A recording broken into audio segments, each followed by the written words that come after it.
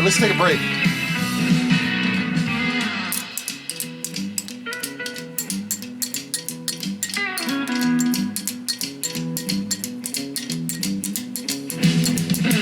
Yeah.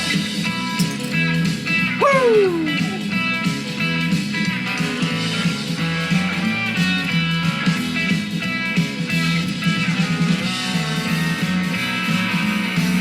Whoa! Oh, I like that song a lot. I'll take me another order of that, please. Well, that particular song we just played is called Greaser. And Greaser just, oh my goodness, it's got a beat that I just love. I love it to death. Well, you're going to notice that this machine is looking really, really, really good. Compared to way when it arrived at the workshop, yeah, night and day. Night and day. Let's take a look at this stitch off that we just did, which if you're brand new to this channel, is none other than genuine alkyd. And genuine alkyd is a super duper tough leather to get through. It's chemically processed, and particularly when you're talking about using a fairly standard universal needle is what I'm using right now. It's a size 90, not a leather needle. And because this alkyd is chemically processed, that is nothing short of a great feat. Nothing short of a great feat when it comes to being able to go through it that easily and lay down stitches that are absolutely brag-worthy. Let me set these up and we'll take a look at them. And I should do a little bit of a rewind, just a tiny one, and tell you that this machine came from the great state of Florida. And Cindy Blong, let's look at the totality of these while I'm kind of giving my little spiel on the great owner of this machine, and not to mention the page 34 stitches we just laid down on this single layer of genuine alkyd. So this machine again came out of the great state of Florida and came from Cindy Blong. Cindy lives down in the great state of Florida, and when she sent this model 66-6 to me, it was very troubled, as we'll see in the Facebook shots. If you somehow miss those, it's going to be eye-opening to you when you look at how the machine looks now and what I had to take it through in order to get it to this point where she was ready to be premiered. So the serial number, if you want to look it up for practice, on Cindy's machine is A as in Apple, C as in Charlie, 043612. Now I'll tell you this, you couldn't even read the serial plate. Let me leave that for a little bit. You couldn't even read the serial plate when this machine arrived at the workshop, but you sure can now. So you can see, again, it's AC043612. Actually, 611. I don't know how I got 612. Any rate, it's going to be the same date, whether it's 611 or 612, but 611 is correct. So, any rate, when this machine arrived at the workshop, it was just, well, I won't steal any of the thunder from the Facebook shots. They'll tell the tale. But she was looking for a transformation of this machine. That's really what I was aiming for. Not just the way the machine looked, which I was successful in accomplishing that as well. And this is all, I should say, original painted decals. I went through a lot of conditioning of the paint, did a little bit of touch-up, did some deep cleaning on the pigmentation of the paint as well, because it had varnishing even below the clear coat. Now, when you get below the clear coat, you're in real dicey territory. But beyond all the aesthetics that I did the machine, that give it an appearance that you can see now, which is wow. Wow! She really is a wow machine now. But I also wanted to mechanically and electrically bring this machine back from the grave as well. Now let's focus on the mechanical now that I've done all of my blah blah blahing, okay? Those are absolutely gorgeous page 34 stitches. They're absolutely gorgeous. Hank is mad at somebody.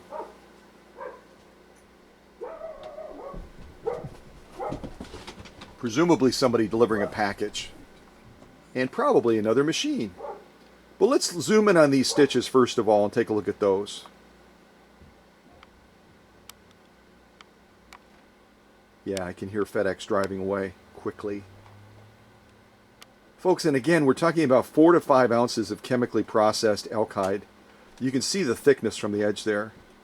And yet look at the quality of the stitching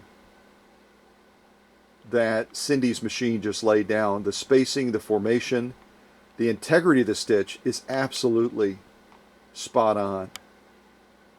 Absolutely spot on.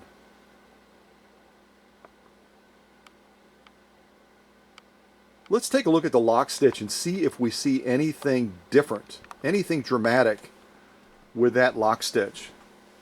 Because the lock stitch, again, is always going to be tougher to achieve on any machine, because when you're working with the lock stitch, you're dealing with the challenge of that needle and take-up arm being able to bring that thread all the way back through that very thick layer of genuine alkyd. It's fighting gravity, it's fighting friction, it's fighting viscosity, you name it, it's fighting it. And yet Cindy's machine, it won the fight even before the fight started. Absolutely gorgeous stitching in every respect. I'm just going to tilt that a little bit more. I can see I don't have it quite tilted enough. There we go. So again, when you can get page 34 lock stitching like we have here, it's telling you straight away that this machine not only looks pretty now, but she is sewing up a storm when it comes to quality of stitch. And that really is, in my book, is more important than anything. You can have a good looking machine and you can have it sew a sloppy, doppy stitch. And what's the point? Because a sewing machine, like a ship, was meant to leave the harbor and to sail the seas and to be free. A sewing machine wasn't made just to look at. Some folks like that, and that's fine. They like ornamental, decorative pieces. But a sewing machine was designed to sew, and to sew quality stitching. Quality stitching is more important than anything in my book. And in this very first launched sew-off, confirmation sew-off, we went through 4 ounces of genuine alkyd. You can see again from the side what kind of thickness we're talking about. It's like a man's belt. And it laid down, Cindy's machine laid down, just absolutely gorgeous stitching. Absolutely gorgeous stitching. So I'm going to throw that to the back and move our stitch display holder, and wipe off that bed that I've already soiled doing that first sew off. Now I can tell you a little secret here, that without my leveling process that I use, this 66-6 would not be sitting level like you see her sitting right now. And I've shown this in other premieres. When you have a Class 66 machine that is designed to be mounted either in a table or a case because it doesn't set level, what do? I'm not going to search out a table just to put Cindy's machine in to premiere it. That's kind of silly. And I'm not going to find a case to put it in either, because that's not how Cindy's going to use it. So you go to your local retailer and you pick up some of these handy dandy furniture sliders. They got a very nice non-slip felt surface that allows that that pedestal foot to sit right in the middle of it, nice and stable. And then they've got just enough cushion. It kind of gives that machine a soft, gentle ride, almost like a shock absorber, as you're doing the various sew-offs, some of which we're going to be doing, like the alkyd, are going to be fairly heavy duty. So you need a surface like that. And for this machine, you need 2 of these furniture sliders, one in the front and then one in the rear, just slightly to the right, there's another pedestal foot just on the other side of that pillar that you can't see. And when you do that, all of a sudden you have a machine that can sew. And it can sew with a stable base just as much as if it were mounted in a table or mounted into some sort of a carrying case or a base. So that's my trick to be able to do a premiere like this for a great machine like Cindy's 66-6, so that we're able to enjoy using the machine, but we don't have to go through all the hullabaloo of finding a table or finding a carrying case or something else to mount it in, only to unmount it again so it can be shipped back to the owner. So you can use this same little trick with your machine. If your machine doesn't sit level, you can pick up some of these furniture sliding pads and have a workable solution. And you might decide, I've had some folks that I've told this solution to that actually use it as a permanent solution. It's how they use their machine all the time. Now, you don't want to have a slippery table surface that you've got the machine on with the backside of this pad, because these pads are designed to slide. But if you get something that has more of a gritty surface to it, like carpeting, or in this case, like an AstroTurf, it grips that just perfectly, so you're able to enjoy the sewing process without any extra effort, really. So that first song that I had a lot of fun with is called Greaser. And Greaser is, wow, what can you say? It's a greaser. The next one's going to be Swing House. Swing House.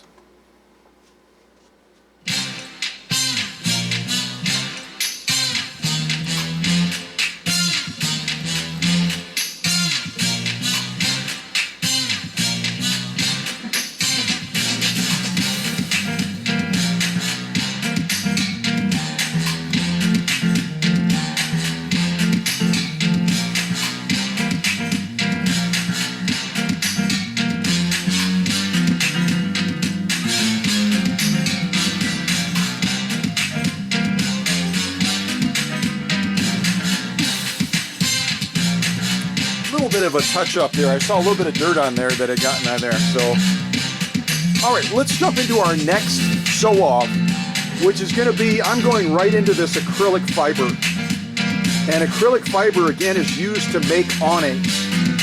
It's super duper tricky stuff.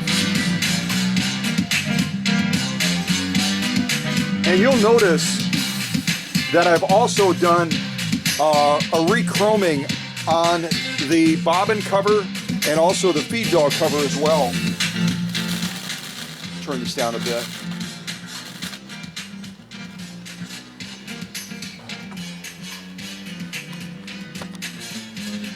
Chrome is such an essential part of the presentation of a machine.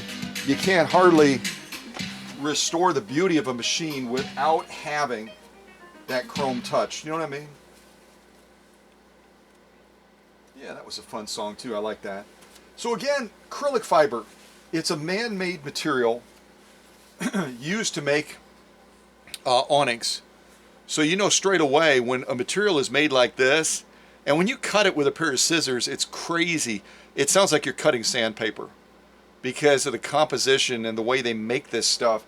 I mean, they got to make it super durable, right? It's out in all the elements: cold, hot, direct sunlight, weather of every type. I mean, from high winds to snow to rain, you name it. It's got to be able to withstand all of those elements. So just a single layer of this stuff is crazy, crazy hard to get through. But we never make it easy, do we? I'm going to go ahead and go through a total of, debating between 2 and 3. Debating between 2 and 3. I don't know that I've done 3 layers of acrylic fiber before. Maybe I have. But that's what we're going to try to do today. And I'm going to fold the lighter side. This is kind of a lighter side. It's a little bit easier to see the stitching on it than this side that's all busy with all the pattern work and everything. Or maybe I've got it backwards. Or maybe my glasses need adjusting. Well, at any rate, I'll put the lighter of the 2 sides out, so that hopefully you'll be able to see the stitching just a little bit easier. And again, I don't know if I've done 3 layers of this before. I know I've done 2 multiple times. I don't know that I've ever done 3. So keep your fingers and toes crossed And let's give this a try. Let's give this a try. All right, so 3 layers of acrylic fiber. Here we go.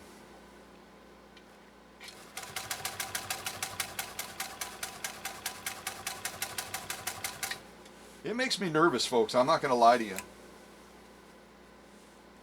It makes me nervous. This stuff is super tough. Super tough. All right, down to the finish.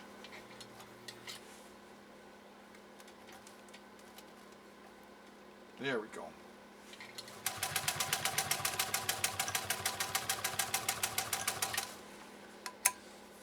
Woo! So if I haven't done 3 layers before, some of you can fact check me. I know I've done 2 many, many times. I don't believe that we've done 3 layers.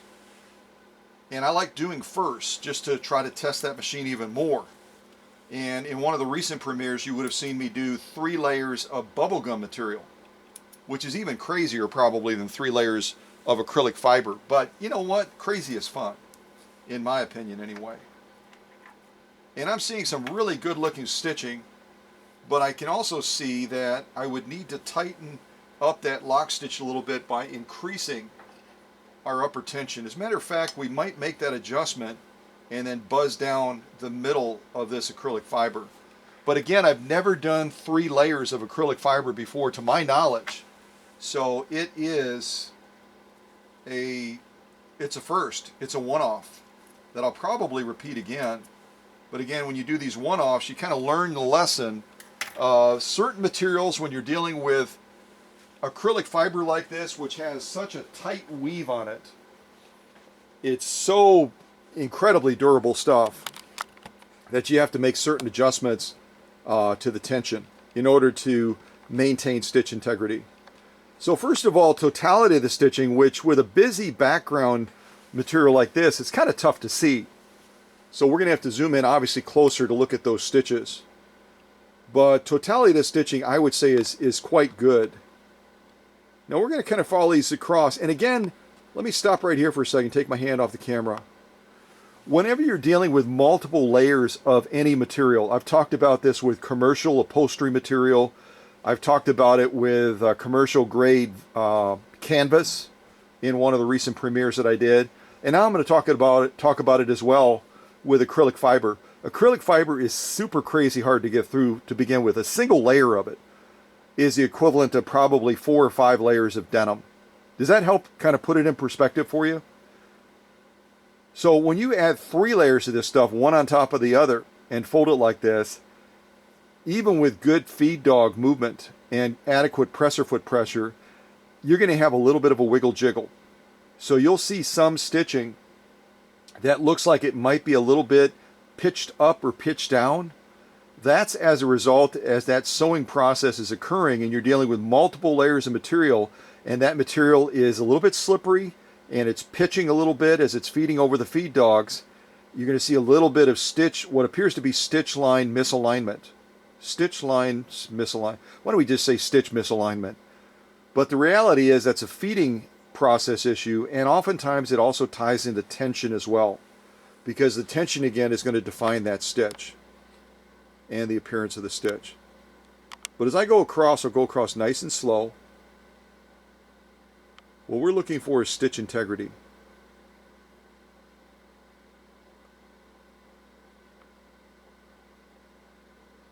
And we definitely got it. Look at these stitches on the side in particular. Folks, those are gorgeous, gorgeous stitches. Go across the bottom too.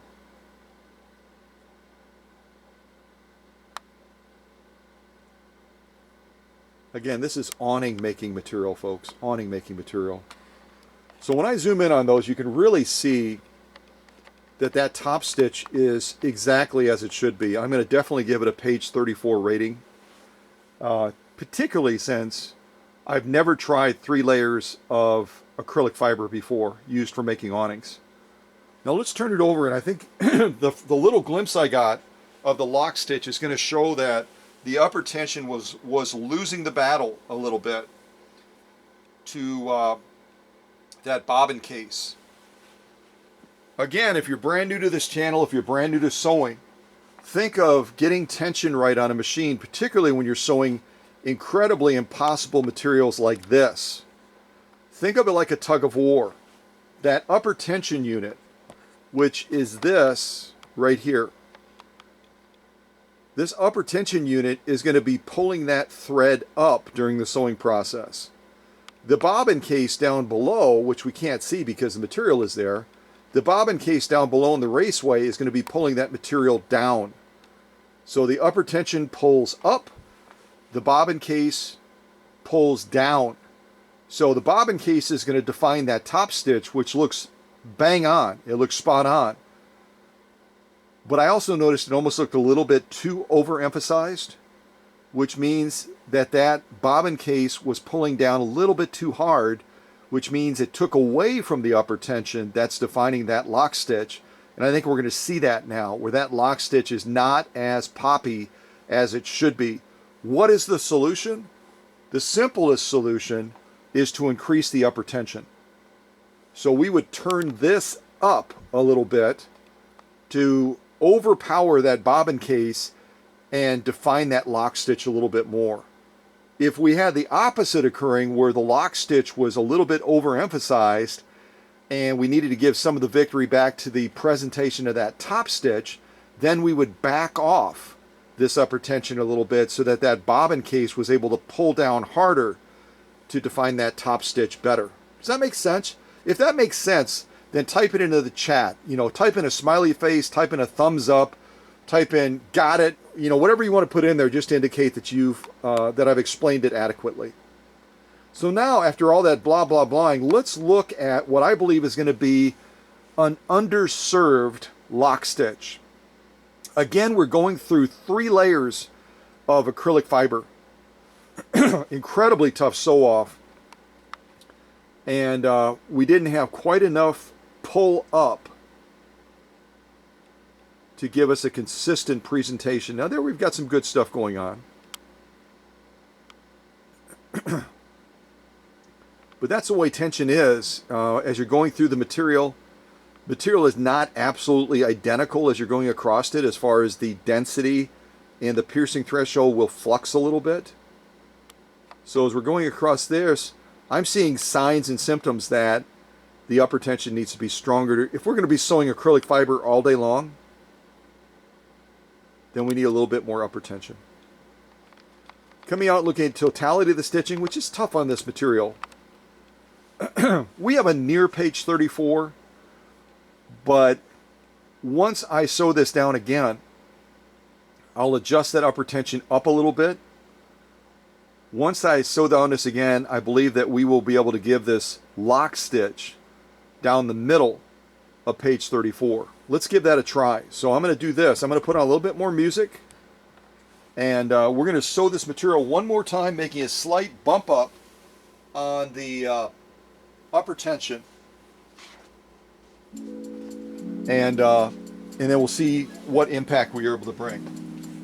Again, the true test of a good premiere is to encounter challenges and then to overcome them. So we're going to see if we can do that. I'm going to set this back up again. I'll change my camera shot. I'll make that slight bump up on the upper tension.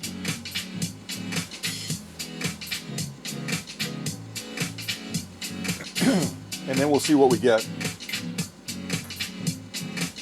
So again, what I just did is I increased our upper tension about 1.5 turns. We'll zoom back in on that material. Again, right now we're looking at the top stitch, and what we're going to be looking to see is, did we impact the quality of that lock stitch by increasing our upper tension? In theory, that is the solution. Let's see if it works in practice.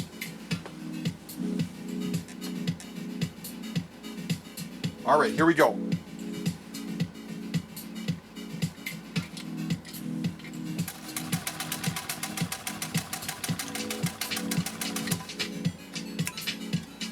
And hopefully I didn't take too much away from the top stitch, because that's really the challenge when you're making tension adjustments on your machine, is that you can overcome one problem and potentially create another. And I know most people are a little bit uneasy about making adjustments to the bobbin case. So we'll see if we're able to effect a change. That's what we're aiming for.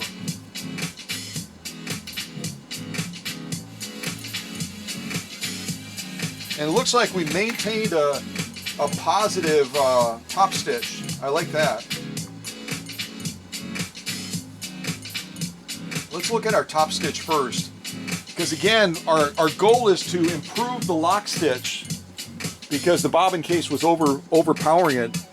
But let's see if we took too much away and adversely impacted our top stitch. It doesn't look like we did. We'll look at all 3 rows at the same time.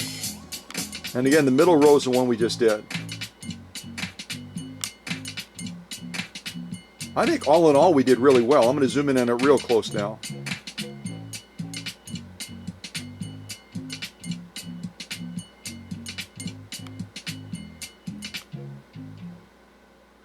So I'm very happy with the fact that we didn't create another problem. We didn't create another problem. My goal was to increase that upper tension, so when we turn this over, hopefully we'll see greater emphasis on that center row of stitching for our lock stitch, because that was our goal. But I can see also that we did not overdo it because we still have a nicely defined top stitch going down the middle of those 3 stitch rows. All right, so let me turn this over, see how we did. Again, our goal is that we have a more poppy lock stitch. And I'm just going to zoom in on that straight away. Again, our other stitching was okay. I'll kind of go around that again real quick. It was okay, but it was a little bit underserved. Particularly there, you can see it was underserved a little bit. It's a little bit too loose. It's not tight enough.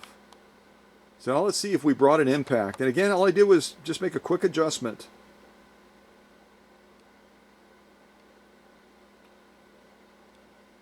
And I'll tell you one thing, folks, that adjustment made all the difference in the world. Let me come out a little bit. You can look at them side by side, really. And I'm going to turn this just a little bit more. Look at that stitch row on the top as far as how defined it is or isn't in this case. The very top row is the first one that we did through 3 layers of acrylic fiber. And you can see it's not a horrible lock stitch, but it just isn't as well defined as it should be. Now as we go across and look at that middle row that we just did, look at it comparatively.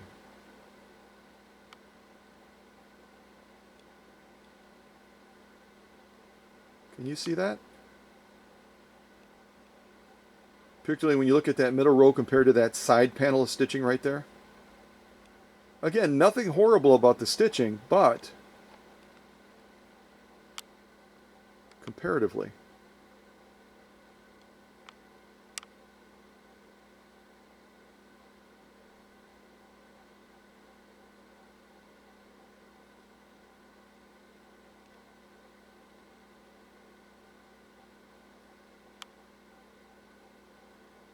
See that right there?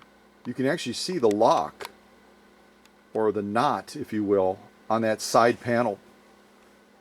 The second stitch down, you can actually see the knot. You shouldn't be able to see the knot, which is telling us that that upper tension when we did that first stitch around was insufficient to give us a nicely defined lock stitch.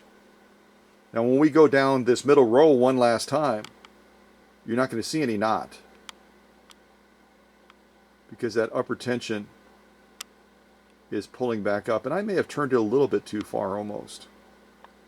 You can see where it's kind of, look at these in particular. See how it's kind of pulling that edge up on the stitch a little bit? That's telling us that I went like a turn and a half with the upper tension. I may have gone too far. Because what it does then is it condenses that stitch, because it's pulling it up. And it's pulling it up too hard. It should pull it up even and taut with the bottom of this acrylic fiber, but if you're pulling up a little bit too hard, it's going to pull one of those edges up and almost make the stitch look like it's misaligned. But that's a product, in this case, of maybe I should have only gone a turn on the upper tension instead of a turn and a half. And that's easy to fix. And again, if we were sewing acrylic fiber all day long, we would be able to find that sweet spot. See here again, on that one stitch, 1, 2, 3, 4, the fifth from the left. It's got that little edge pulled up. The machine is sewing straight, but that tension is pulling up too hard, and it's actually pulling that that stitch so that it's misaligned. It's pulling up in an excessive way.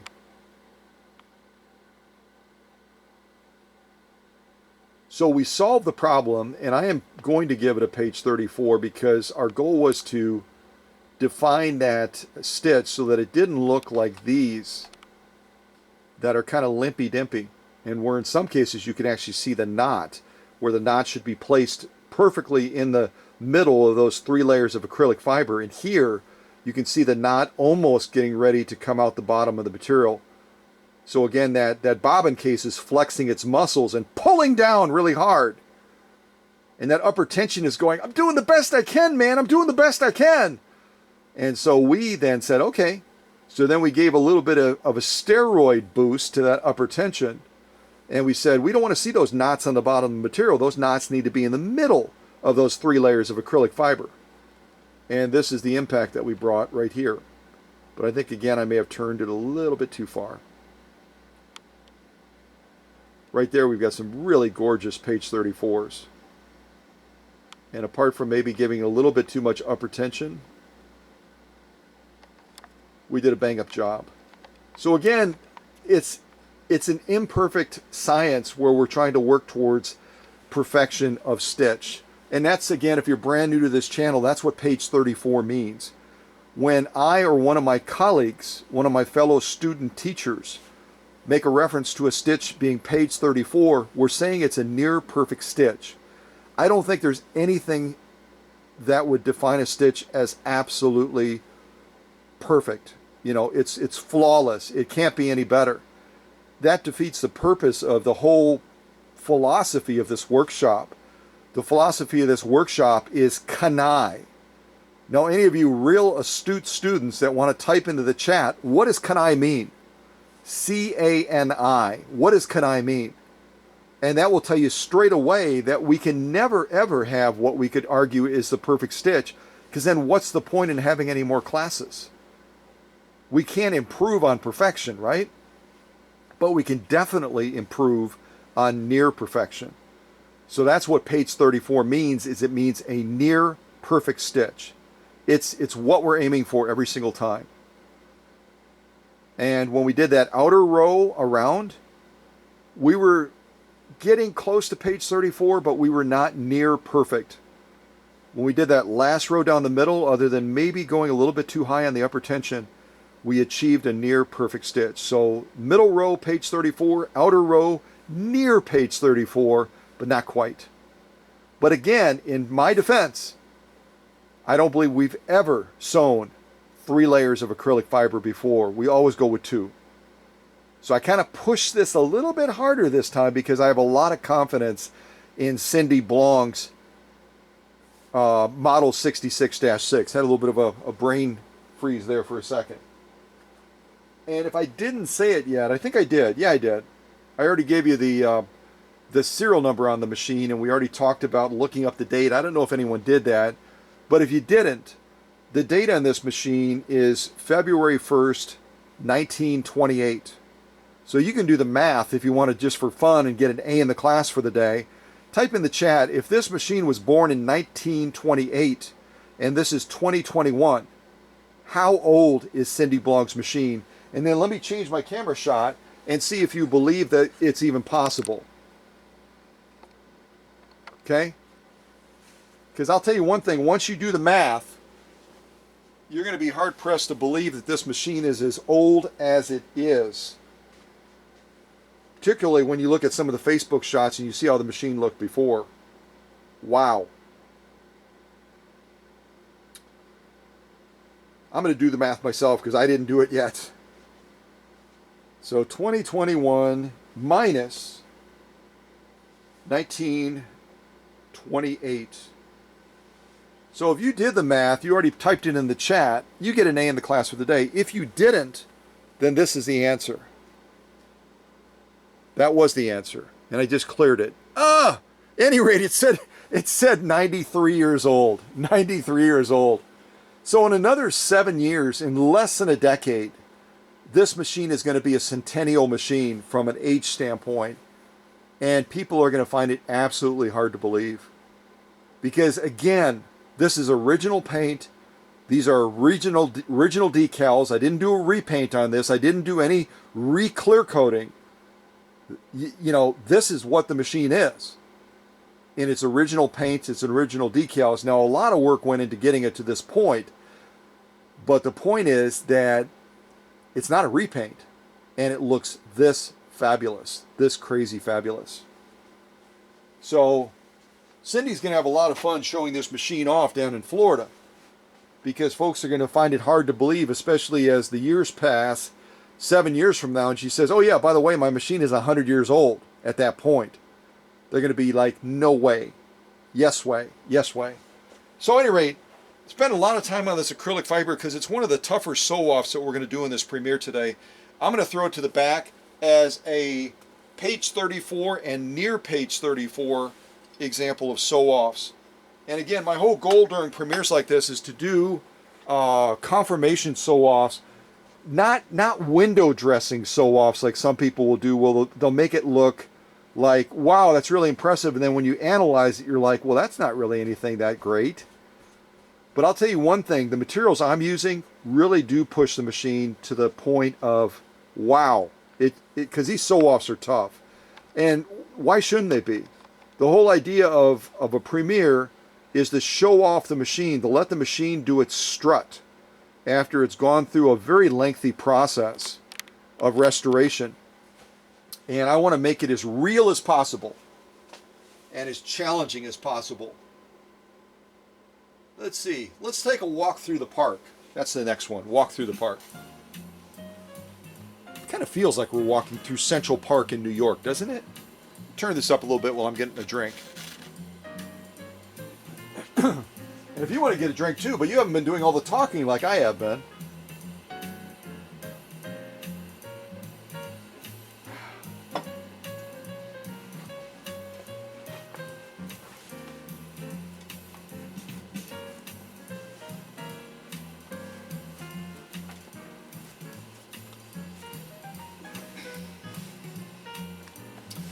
Well, I think what we'll sew next is this commercial upholstery material. Commercial upholstery material. The other thing I'll show you real quick as you're looking at this shot is not just the re-chroming that I did, which I'm very, very, very happy with that. Chrome does not have to be super bright. It just has to be clean and fresh looking. And that's really what I was looking to do with this 66-6. But the presser foot clearance, look at that presser foot clearance between the feed dogs and the bottom of that presser foot. That is one of the real desirable things about a 66-6 and many of the class 66 models. And certainly the 66-1, like the original machine that was a treadle machine. And my good friend Bill O'Rourke has one of those models down in Florida as well. Have really fabulous, impressive presser foot clearance. Now the difference between Bill's machine, the 66-1, and this 66-6 is you'll notice that this presser foot is mounted on the side. See how that screws in on the side to hold it in place? Bill's would mount on the rear of the presser foot bar, and that's what defines a 66-1. Make sense? Of course it does. You guys are so smart.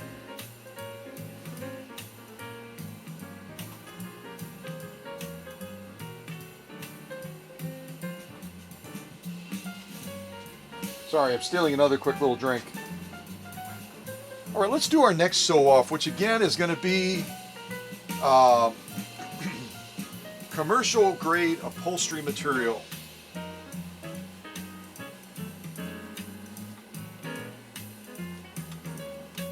I'm really fastidious, or devious, one of the two. I really like to have a clean machine, so you'll notice me wiping over that machine regularly. because again, a premiere is a big event. A premiere is an important event, and I really want to highlight just how amazing this machine not only looks, but also sews.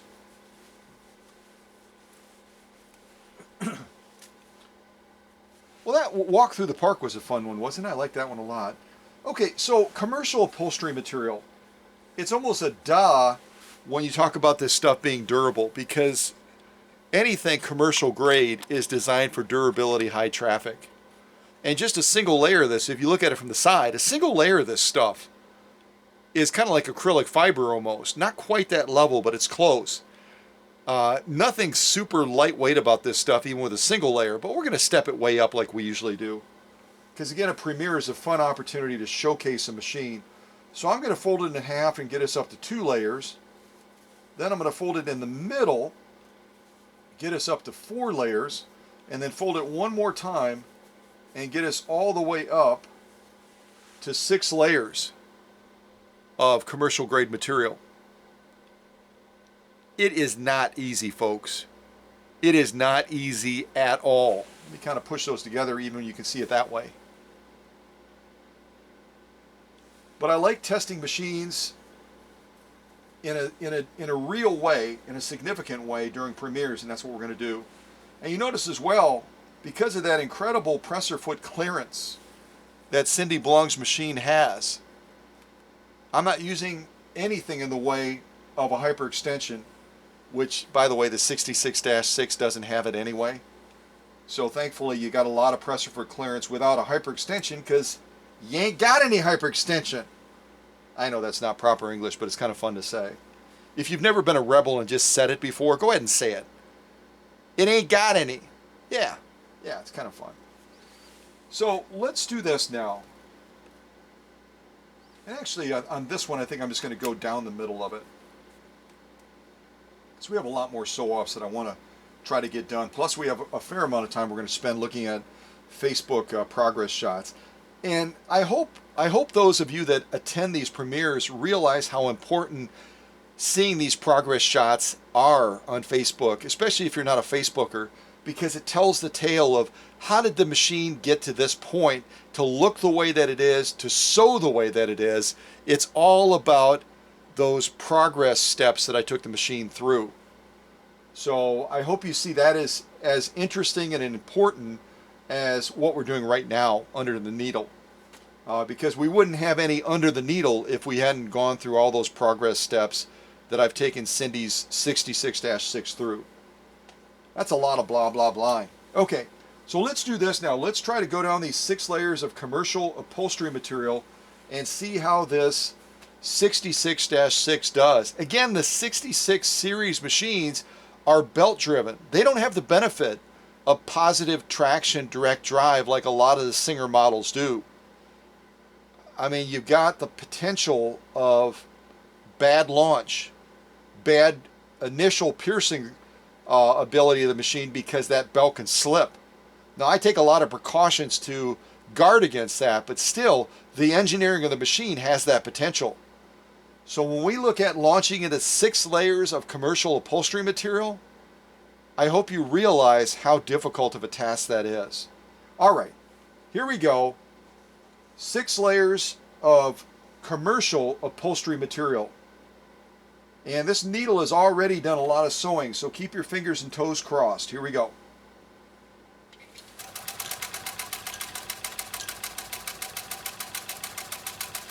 Can you hear that machine working? I hope you can. I mean, it's what I like to say, the dum dum dum dum dum dum dum dum dum. It is working up a storm to try to accomplish what I'm asking it to do. It is working up a storm. Now, I haven't done a thing with that upper tension, realizing that I was probably going to be going into this sew-off next. And we did the 3 layers of acrylic fiber. We had an inadequate lock stitch, and then we made the adjustment. I went a little bit crazy on it as far as the adjustment, but we were able to get it back to a near perfect stitch. Now we're going to look at how we did with 6 layers of commercial upholstery material leaving the upper tension exactly as I had had it after that adjustment for the acrylic fiber. I think that that was a spot-on decision. And again, as we're starting to see these stitches come into view already, I'm seeing page 34 written all over them. And look at again what we just sewed. I'm going to tilt it towards the camera. Folks, that's like a phone book. I've said that before. That is like a phone book. That's like taking a directory of some city and trying to sew through it. Not trying to, successfully sewing through it. So let's look at these stitches now. 6 layers of commercial upholstery material. Even an upholsterer that uses material like this all the time would be incredibly impressed by this because they know how tough this material is. And when you, I mean, we're talking 1 or 2 layers. That's a tough task. We're talking 6 layers of commercial grade upholstery material, and to get a top stitch like this? Seriously?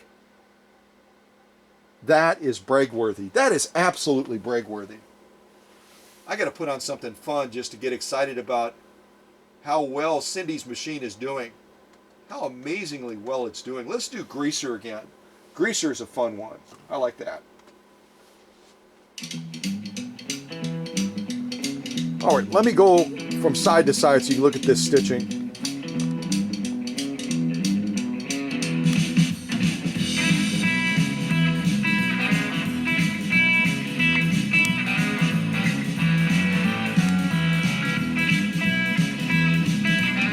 Wow.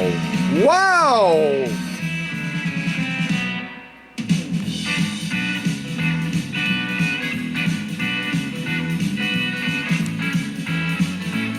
That is incredible.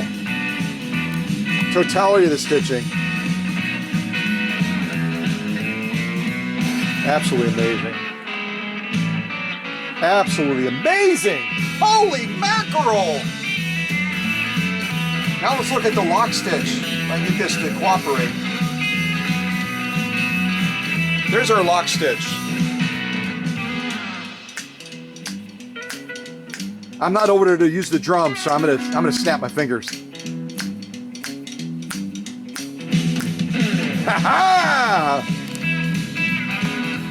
All right, 6 layers of commercial upholstery material. This is a lock stitch. Just look at that. Let me take my hand off the camera for a second. Look at that material up close.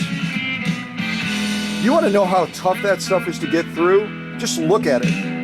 Just look at that stuff. You can see the woven nature of that upholstery material is just, I mean, it's built. You could wrap a tank in this stuff and it would be like putting armor on the tank. And as we go across, let's really, really look at that stitch and see how we did on that lock stitch. See if leaving that upper tension alone was the right choice.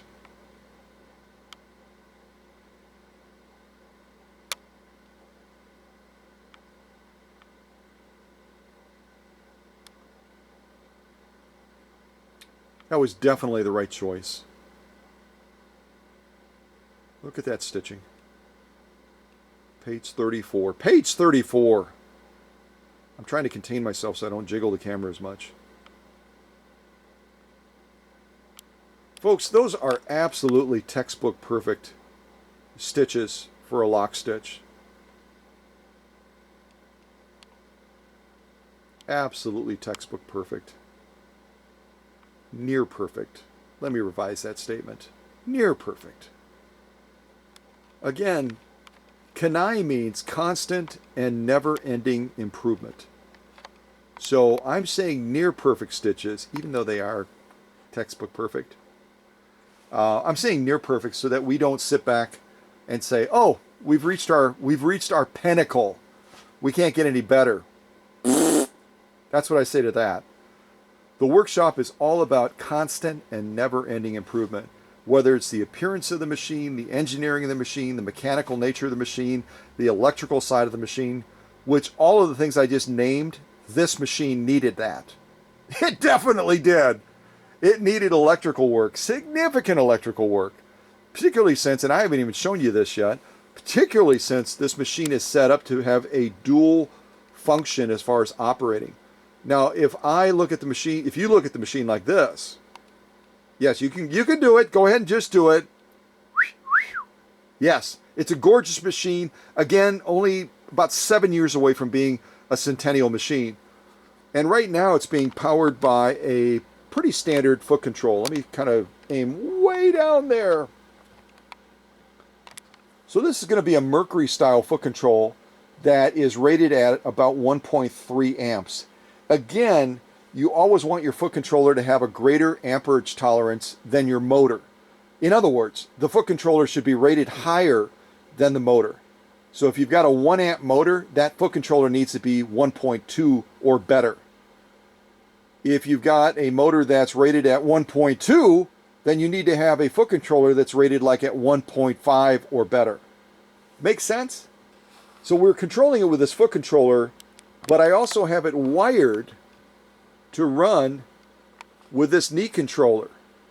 And there's no switch you have to toggle. You don't have to push a button. I've wired it directly so that you can go back and forth. Now you don't want to engage both at the same time because you could cause damage to the motor, because then you would have a foot controller and a knee controller demanding right around 0.6 amps. And the motor is only rated at about 0.6 amps. So it would be almost two times the demand that the motor should be operating at. So you would never want to push the knee controller and the foot controller simultaneously. You can go back and forth. You can operate it for a while with the knee controller, then you can operate it for a while with the foot controller, back and forth, but never push both of them at the same time. And when we go to the Facebook shots and you look at this knee controller now, yes, those are my drumsticks. Look real close at this knee controller now. Yes, I cleaned it, I repainted it, reapplied just a beautiful clean surface to it because it's so essential to the operation of the machine, as I did with the foot controller as well. But I just wanted to show you that this machine can be operated in a dual fashion, which is kind of cool. And that's what Cindy was wanting, so that's what I did. What the customer wants is what I aim for. Yes, I do. So this is, again, just, it's an absolutely wow stitch. It's an absolutely wow stitch through 6 layers of commercial upholstery material. Again, when you look at it from the side, that's the thickness that we went through. That is the thickness that we went through. It's absolutely insane. And I just got so distracted. I know we've gone back and forth, but I wanted to show you the top stitch again because it's absolutely page 34. So this is a definite pass. The top stitch, the lock stitch, through an absolutely insane amount of commercial upholstery material. I don't even think upholsterers usually, they might have 6 layers that they're working with, but they're not all going to be commercial upholstery material. They're going to have fillers and other things like that. Maybe a cover that's going to go over it or something like that that they might decide to stitch in place. But very seldom would even a professional upholsterer be sewing 6 layers of commercial upholstery material. And if they did, they probably would be using a console or some other light industrial type machine, not a 66-6 from 1928. But we do, because that makes it even more evidenced as why are Scott's machines different. Because you could take another 66-6 and try to do what we just did. Guess what? It's not going to happen. It's not going to happen. I was just on the phone with somebody today that said to me, Scott, I love your videos. And I get that a lot. And any of my leadership team that reads the messages that come into the Facebook page could tell you that that's not a bunch of malarkey. We get messages all the time from people that love the YouTube channel, love the videos, love the fun and the learning that I bring to the equation. But this gentleman calling me from North Carolina said, I've got a machine that is identical to the one I saw in your video. And I'm already positioning myself to explain to him they're not identical. They might be the same make. They might be the same model. They might be from the same production year. But once a machine goes through my process, my surgical process at the workshop, there is no other machine in the world that can say it is its equal. I'm going to say that again. Once a machine like Cindy Blong's you're looking at on camera right now goes through my process, the aesthetics, the mechanics, the electrical, every phase of that process, we're going to catch just a little glimpse of it on Facebook. There's no other machine in the world that can claim that it is the equal to Cindy Blong's 66-6, unless there's another 66-6 that's gone through my process. And it's possible I've taken another 66-6 through my process over the many years that I've been doing this, but if I haven't, then there's no equal. So I just want to emphasize that. Don't go on the Facebook Marketplace. Don't go on to eBay. Don't go on to Etsy. Don't go on to Bonanza. Don't go anywhere and look at another machine, watch my video and go, that machine I'm looking at right now on Facebook Marketplace is going to do what Scott's did. No, it's not. Unless you tell that seller, like a lot of my very, very smart customers have done, unless you tell that seller, do not mail the machine to me. Like Julie is dealing with an eBayer right now that she bought a machine from and saying, don't send it to me. Do not send the machine to me. Julie's telling him, send it to Scott's workshop. I want him to do his process on it before I ever sit down to sew with it, because I want to have the best experience possible when I sew on that machine. And it's only going to happen if it goes through Scott's process at the workshop. So I say it all the time. I don't want to badmouth eBay sellers, even though a lot of them are, I'm just going to say it, are ignorant when it comes to understanding sewing machines. They're looking to make a quick buck. They're looking to flip a machine and pocket some money. They're not going to take it through anything even close to the process that the machine's going to go through at the workshop, regardless of what the owner's goals are. If the goal of the owner is to have an ornamental piece, like one of my customers, fine, I'll make the machine drop dead gorgeous. I'll make it museum quality and not be concerned focusing on the mechanics and the electric and all that. But if a owner comes to me like Cindy Blong and says, I want all that rust to go away. I want the machine to look drop dead gorgeous, and I want it to sew drop dead gorgeous. And by the way, Scott, if that's not enough of a demand, I also want you to set it up so I can operate it either as a foot-controlled machine or a knee-controlled machine. What is my response to Cindy Blong? Yes, ma'am. Yes, ma'am. Because my goal is to take care of that owner. As so many of you could testify to, you know, when I eventually shut the lights off in the workshop for the final time and I retire and I step away from this, a lot of you would be able to step forward and make a testimonial for me. I know it's supposed to happen before, but it could happen after too. And you could talk about the incredible experience you had, you know, from the handwritten thank you note to just how your machine performs for you. I mean, I want to give a customer the total experience. I want them to, you know, to look at the investment they made after the experience and go, wow, I feel like I got the better end of the deal. I saw what Scott had to go through to get my machine to where it's at now, and I know what I paid him, and I feel like I got the better end of the deal. Isn't that cool? Not a customer that walks away and feels like they've been soaked or they've been taken advantage of or they paid more than they got. I don't want that. I want Cindy to get this machine after seeing this premiere and go, holy cow, I really pulled the wool over Scott's eyes, or the commercial upholstery material, or the acrylic fiber, or any of the other materials that he sold. I really pulled that over his eyes. I really got the better deal. Fantastic. That's a win-win then, because I enjoyed the experience of taking Cindy's machine to where it's at now. I really did. A lot of work, a lot of hours. But there's the proof in the pudding right there on the screen. And you've seen the proof on the pudding with the genuine alkyd, with the acrylic fiber, with the crazy number of layers that we just did with commercial upholstery material. And we're not done. We're not done yet. No, we're not. All right, let me put on some more music. Because if you're new to this channel and you don't know that I love music yet, you better catch up, folks. You better catch up. All right, let's do, and this kind of describes the folks that follow my work. This kind of describes the folks that follow my work. This next song is called Members only. Members only. You're a part of an exclusive group. You're in an exclusive classroom, having fun, and also learning. Does it get any better than that? I don't think so. Members only. All right, let's zoom down to the needle again and get back to Cindy Blong's 66-6 from 1928 and see what else we're going to sew now.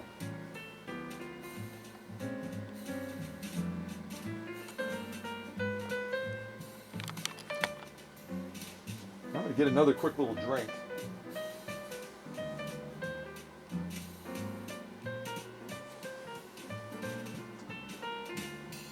And I did change out Cindy's bulb on her machine as well to one of my LED bulbs.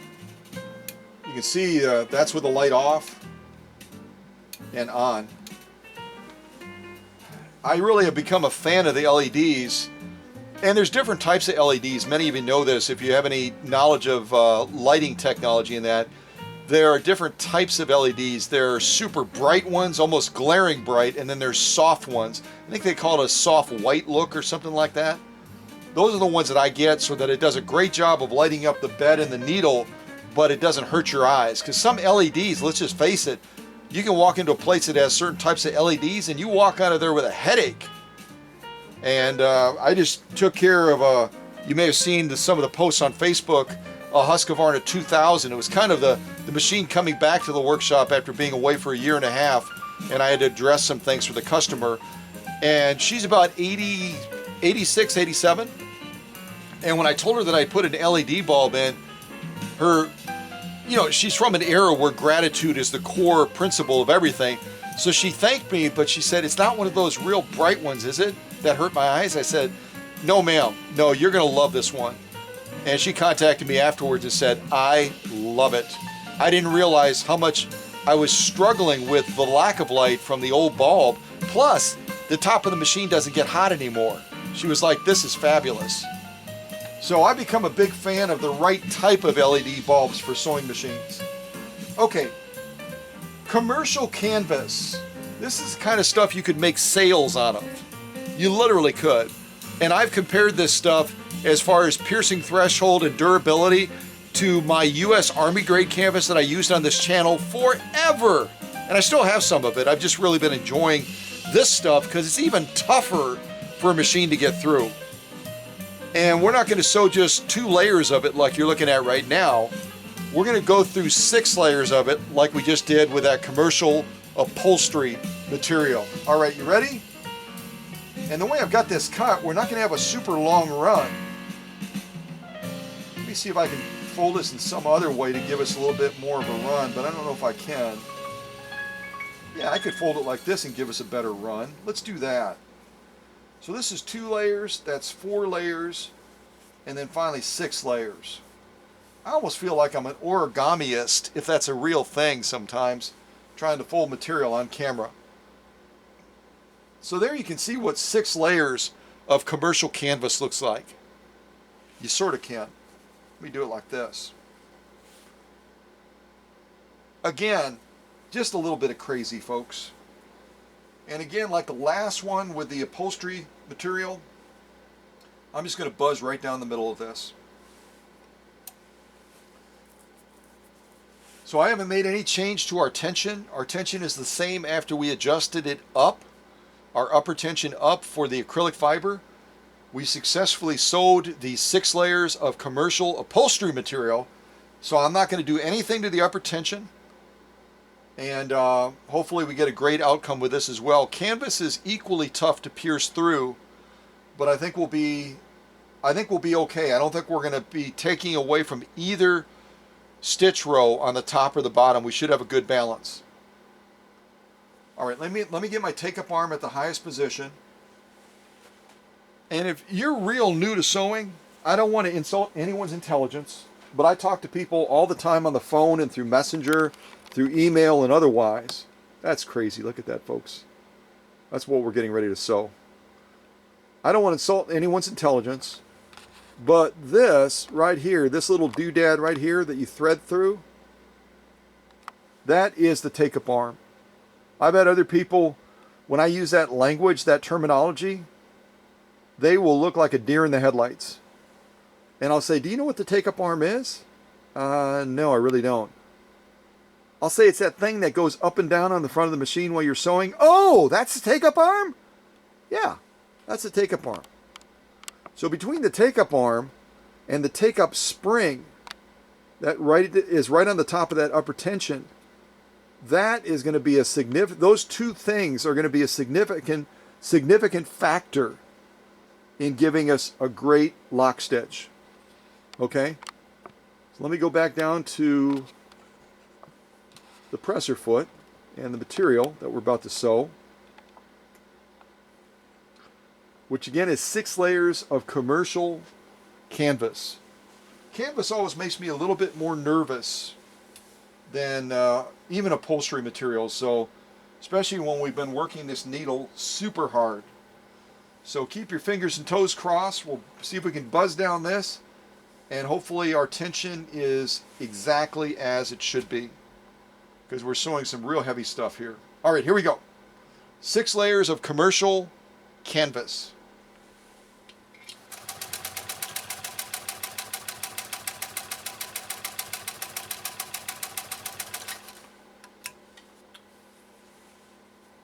And again, folks, this machine is not designed to be setting the way we have it set right now on these furniture sliders that I picked up at Walmart.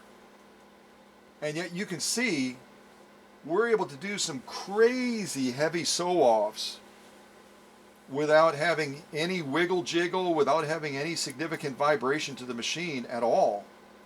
And it's just doing a fabulous job. It's doing a fabulous job.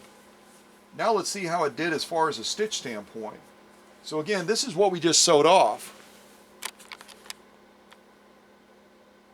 6 layers of commercial canvas. Grab my little stitch off holder. Actually, I may not even have to on this. I may be able to just move it back and forth. That would be kind of cool. We'll do it different. Different's okay, right? Okay, so starting all the way at the beginning of the stitch line, let's start going across. Got to adjust the camera down a little bit more, sorry.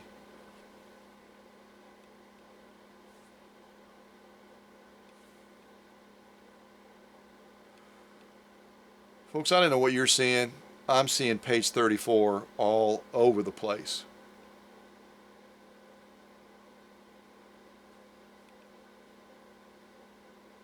I am seeing this top stitch, I am seeing absolutely. I'm not doing so well in keeping it straight, but I'm giving it a try here. So let's go across one more time and see if we agree that it's page 34. 6 layers of commercial canvas.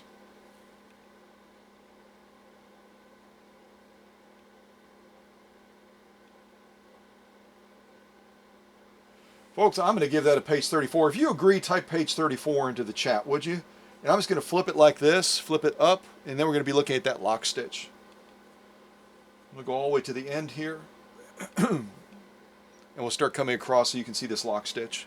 Again, the lock stitch is always, always, always, always going to be tougher to achieve near perfection on than the top stitch. The lock stitch is always going to be tougher.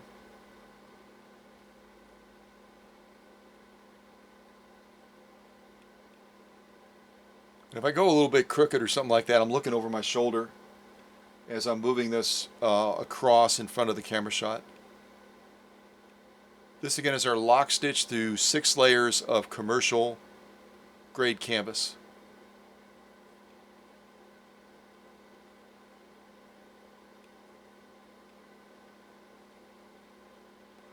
Folks, that is absolutely, in my opinion, that is absolutely page 34.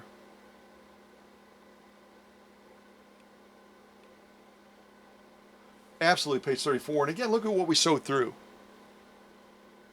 6 layers of commercial grade canvas. There's another side of it.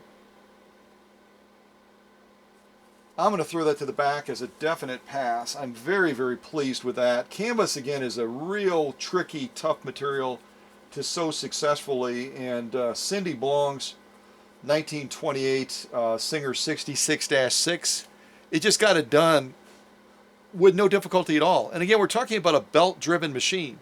Of course, I service the motor and the foot controller extensively, along with the knee controller. But I also put on a brand new belt as well, which makes a huge difference. And the types of belts I buy for my machines that are in the workshop are not super rigid belts. In other words, they're, you know, when you feel them in your hand, they're real super rigid and super hard. The ones I buy are rigid on the pulley side, but malleable too, so that as they're running over the pulley off the output shaft on the motor, and as they're running over the balance wheel, they grip it, they bite into it, and it gives you a lot better traction. So when you're buying belt replacements for your machines, just be aware there's different types of belts. There's not one belt fits all. There's some belts that are super rigid and they're going to have a tendency to slip and get glazed. There's other belts that oftentimes the sellers are actually smart enough to label them as semi-soft belts or soft belts, so that they're going to mold to that pulley and output shaft pulley much better. So if you didn't know that, type in the chat you just learned something new, would you? It's always exciting when I, as a student, and again, sometimes a teacher, always a student, when I, as a student, learn something new, it's always super cool. So if you didn't know that about belts and you learned something new, let me know that, would you? Let me know that you learned something new. I think that would be fun, don't you? All right, so now what we're going to do next is compressed felt. Compressed felt is super duper woven, difficult, crazy, are you out of your mind, Scott, stuff to get through. And as I've said numerous times, and if you're sick of hearing it, then I'm going to say it again, because it's the truth. Compressed felt is the only material I'm aware of in a live premiere that's ever broken one of my very cherished Schmetz needles. So it always makes you a little bit nervous, especially when I've already done all the sew-offs we've already done on this needle, both off camera and on camera. You know, it always makes me a little bit nervous. But we got Delta. Delta is the next one, kind of like the airline Delta. I don't think there's any correlation. But if this makes you think of flying or taking a trip somewhere, yeah, make it whatever you want to make it.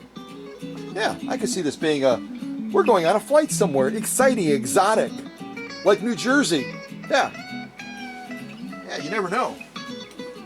It is the Garden State after all, right? Yeah. All right, 3 layers of compressed felt. I'm going to fold it in the middle.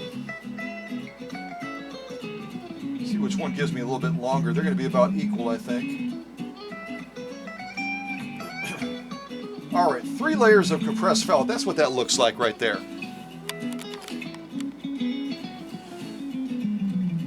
And again, this stuff is not standard felt like you would have used back in school for projects. This stuff is processed in a way where they compress those fibers and they galvanize it. So it's super tough to get through it, as evidenced by a broken Schmetz needle in the past. And I hope that doesn't happen again, but if it does, it does. All right, we're going to go down and around on this material. Press your foot is down. Take up arm, that little thing that goes up and down on the front of the machine, yeah. Is at the highest position, and here we go.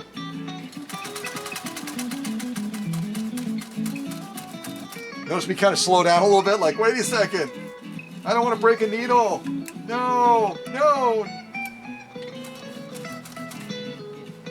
All right, down to the finish. I didn't go real wide on that, but that's okay.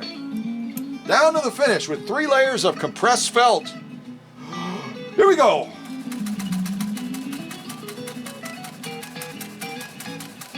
Yeah, baby. Yeah. That guy is playing some guitar, isn't he? Listen to that guy go.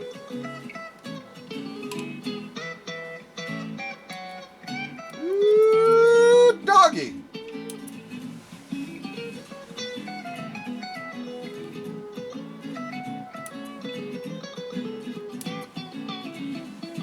Any of you that are diehard Andy Griffith watchers, you know that they have a lot of music in that show where Andy will play guitar, and you know, it might be the Darlings or somebody else that jams along with him, and this reminds me of that. Doesn't it remind you a little bit of that? Let me turn it up a little bit.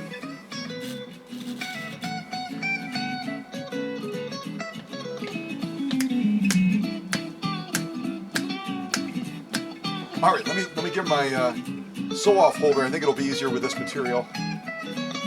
We'll look at that top stitch first, and then we'll look at that lock stitch. Again, through 3 layers of compressed felt. Yeah. That was some good jamming right there. That was some really good jamming. All right, totality of the stitching first. So again, this is our top stitch, and we're looking at 3 layers of compressed felt. Super tough stuff to get through. And we're going to check out these stitches now up close and personal.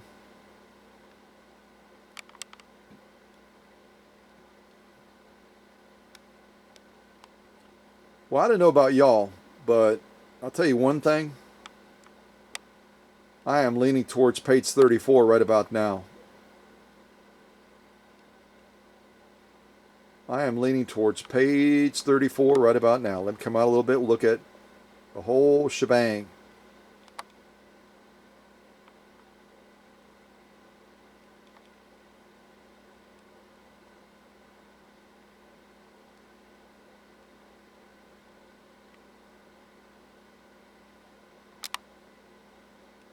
Three layers of compressed felt, and we're looking at stitching like this using a very quickly growing tired Schmetz needle. I don't think we're at needle abuse yet, Sonny, but we might be getting close. Folks, that is an absolutely gorgeous top stitch. I would describe it as a page 34 for these 3 layers of compressed felt. I'm going to go ahead and flip it over. Let's look at that lock stitch. Let's see if we got a page 34 lock stitch, which again, that lock stitch is always going to be tougher than that top stitch because of all the things I've said a million times. Gravity, friction, viscosity. That thread is getting pulled back up through all these layers of compressed felt. You can look at that stuff right there. I'll take my hand off the camera. Look at that stuff right there. That woven nature of it. Almost looks like a furnace filter, doesn't it? It's not. That's an idea. If I could get compressed felt cheaper than a furnace filter, because furnace filters, let's just face it, you could spend a lot of money on a furnace filter, especially when you get into the ones that have a real high rating for particulate factor. You know, it takes out pet dander, it takes out everything. Man, oh man, you could spend 50, 60 bucks on a filter. So I'll have to think about that. I don't know if my furnace would like this kind of stuff or not, but anyway, let's look at these lock stitches.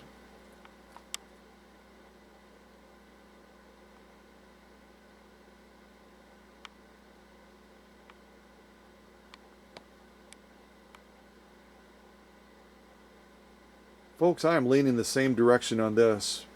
Again, realizing how tough of a task this is. 3 layers of compressed felt for this belt-driven 66-6 from 1928. And laying down stitching like that.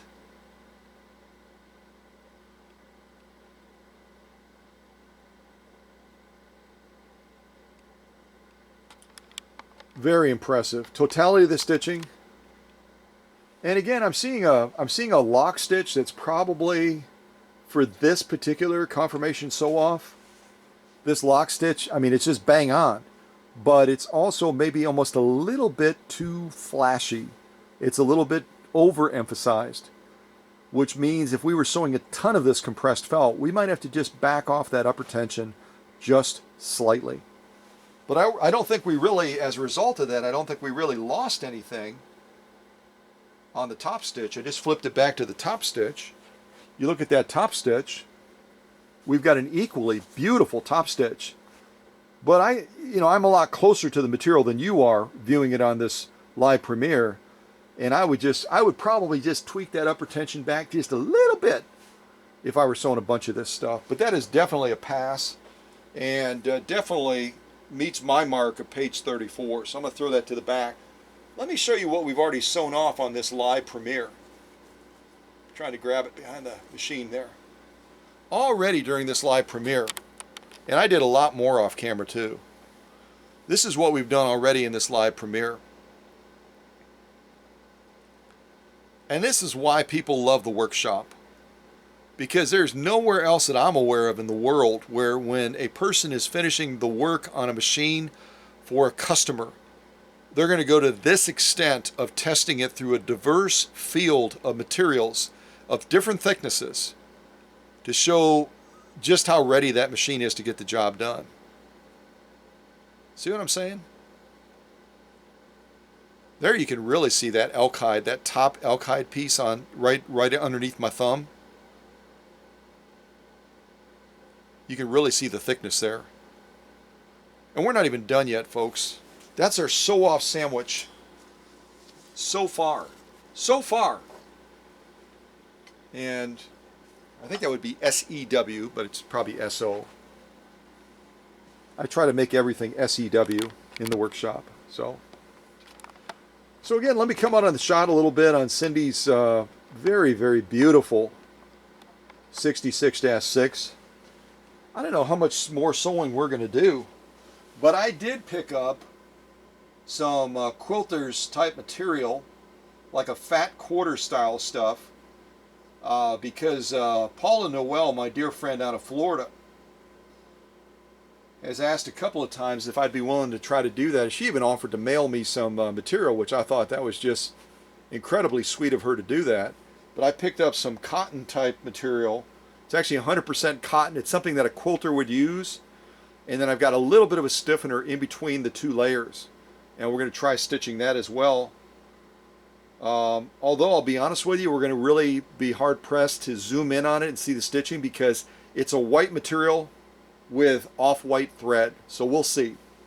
We'll see. This next one is called Sunday. Sunday.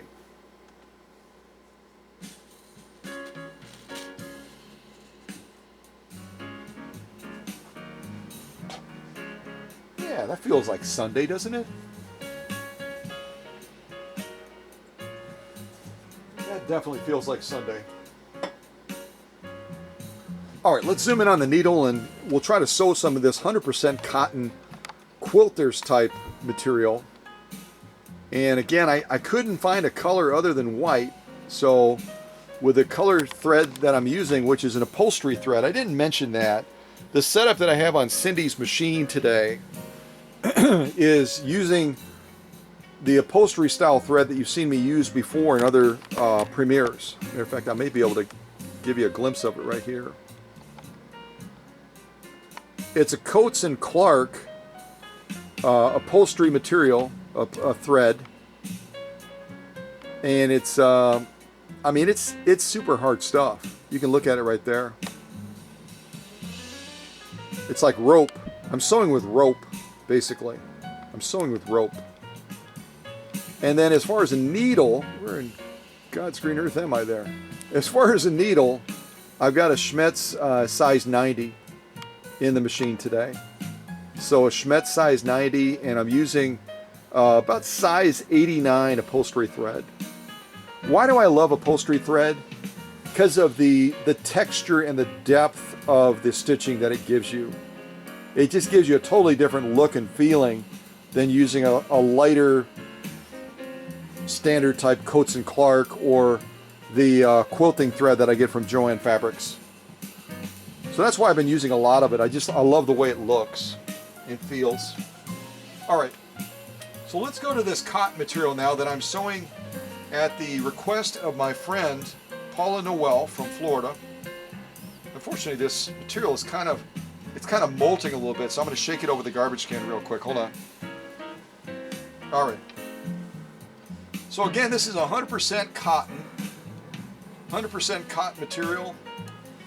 Similar to what you would use in quilting. Pretty much identical to what you'd be using in quilting.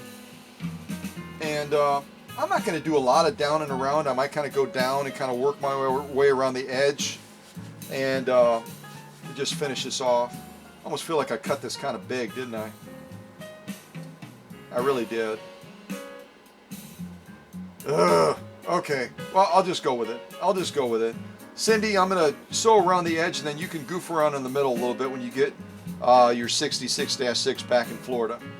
All right, so at the prompting of my friend Paula Noel from Florida, I am now sewing a 100% cotton material with a stiffener in the middle on Cindy Blong's machine that also is going to be heading back to Florida. All right, here we go.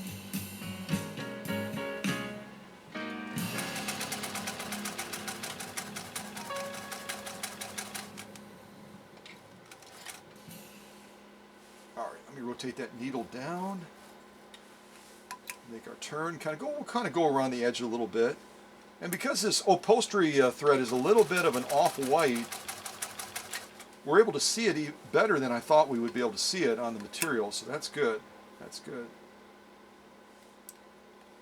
I just did a no-no, you couldn't see it, but I rotated the balance wheel back to the rear of the machine so I could cheat and get the needle back in the material without having to rotate it a whole cycle forward. Hopefully I didn't do anything, get anything weird result here. Here we see. All right, here we go. Yeah, create a little bit of a pucker. See that pucker? Ah! Blah! Okay, let me rotate the needle down, rotating the balance wheel forward like I was supposed to in the first place. And now we'll close off the box for our box closers. Here we go.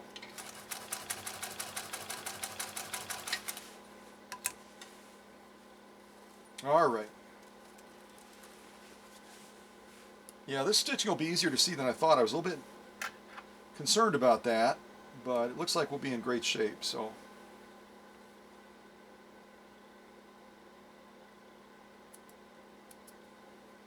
tell you one thing, these little clips that I love using, when you're cutting this upholstery thread, size 89 approximately, boy oh boy, you better have some good hand strength, I'll tell you that right now. Because it is a little bit like cutting rope.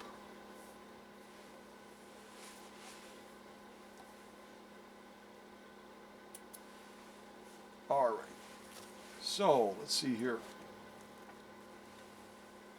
Can I do it like that? I think I can do it like that. Should be able to do it like that. So let's look at the top stitch first. Again, this is 100% cotton material like you would use in quilting. And look at, I even quilted it. Amazing! He thinks of everything. Actually, he kind of messed up, but he didn't edit it. Because he doesn't edit anything. If something goes south in the premiere, he just shows it to us. What a crazy dude. All right, so let's follow these across now.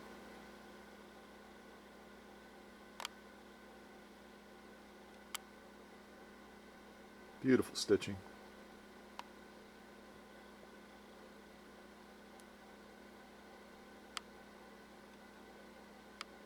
Beautiful, beautiful stitching.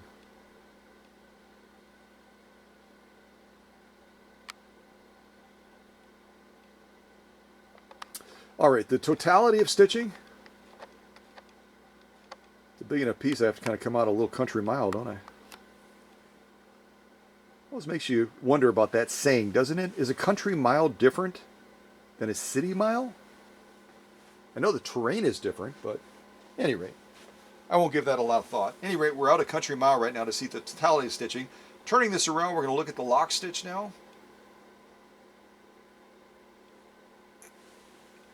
Let's take a look at that lock stitch and see what we think of that.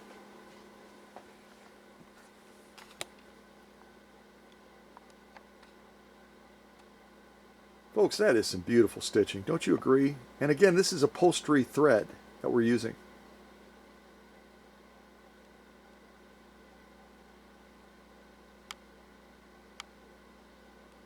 And a size 90 Schmetz needle.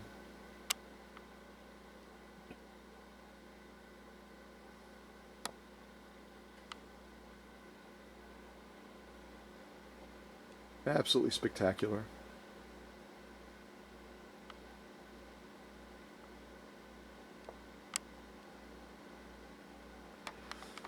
Folks, top and bottom with this sew-off that Paula Noel inspired me to try.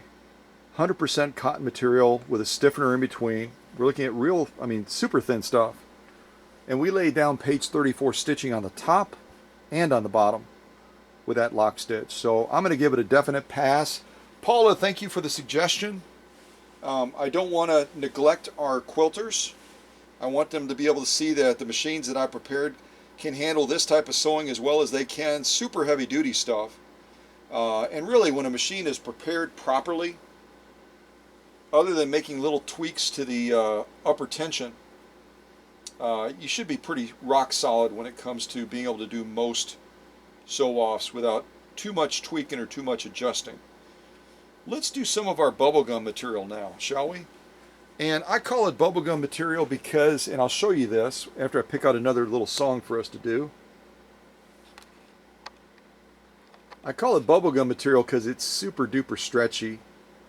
It's a combination of vinyl and I think it's got a little bit of leather in there. But whatever it is, I mean, you probably could patch a tire with this stuff. It's super duper stretchy. All right, that was called Sunday. Now cover charge. Cover charge. Let me show you the stretchy factor of this stuff.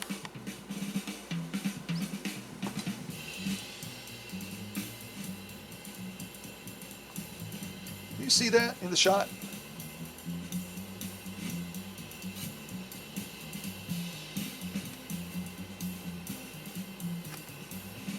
It's almost sprung away from me. It's super duper stretchy, folks. Really much, quite a bit of a challenge. And I believe on the most recent, one of the most recent premieres, for the first time I did 3 layers of this stuff. And I'm going to do that again. So I'm going to fold it in the middle. Look at the back side of that. That just says, yeah, good luck, buddy. Good luck. So we'll fold it in the middle, like so. And then we'll fold it one more time to give us 3 layers of this bubblegum style material. And that's kind of the thickness that we're going to be sewing right there. I know. We do all kinds of crazy things, don't we? But we have a lot of fun. Yeah, we do. Dr. Singer, that's really good dancing. Well done. Dr. Singer really likes this. He and Umi were just cutting the rug off camera. Yeah, they were. They're back from their little excursion. All right, 3 layers of bubblegum material. We're going to go down and around, and we'll see how Cindy Blong's 1928 Singer 66-6 handles this sew-off. It's done just an amazing job with all the other sew-offs. Here we go.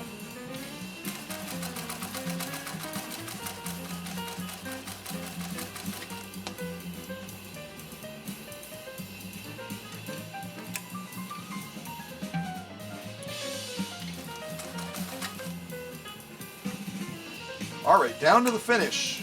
3 layers of bubblegum material.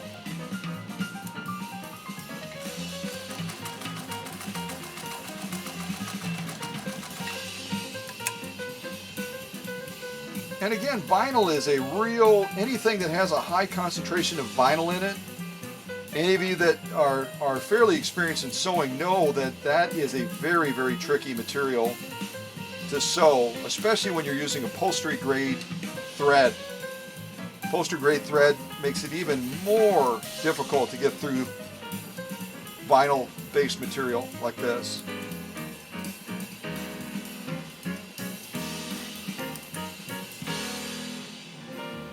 Ooh, good job, Dr. Singer. He just did a dip with Umi. Very nice job. Very nice job.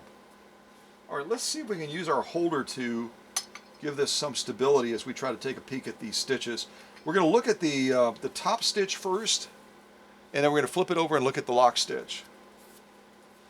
And again, this bubblegum material is incredibly stretchy and really has a high possibility or propensity to distort stitching and to cause skip stitching, particularly on a needle that's growing very tired. Sonny, I think we're almost at needle abuse level. So if you want to call the needle patrol and report me, that's okay. I totally respect that. Okay, let's look at totality of stitching first.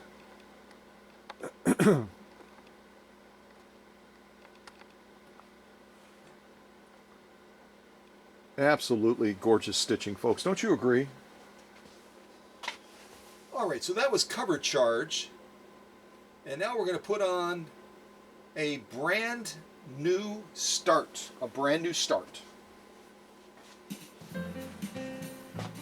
Get a quick little drink, and we'll take a look at these stitches.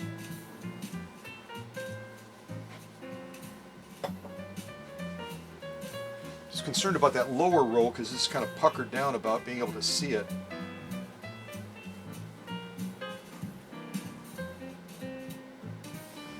All right, we'll do our best. I think we can see it pretty good. So let's zoom in on this. We'll look at the, kind of just go around it. Why don't we do that? But first of all, let me take my hand off the camera and look at the thickness of what we went through. You can see that on the edge there. 3 layers of bubblegum material, high concentration of vinyl, and yet I can already tell you we are on page 34.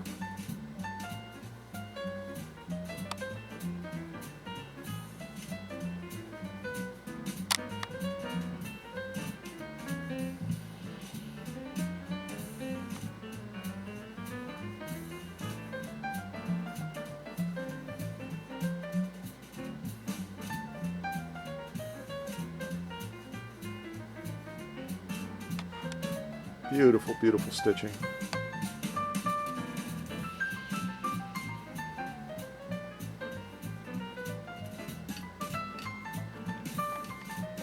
Let's look at both of those rows at the same time.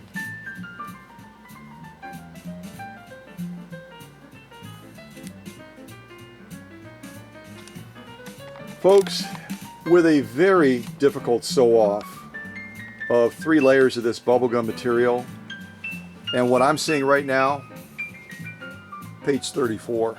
Definitely a page 34. Let me turn around, let's look at that lock stitch.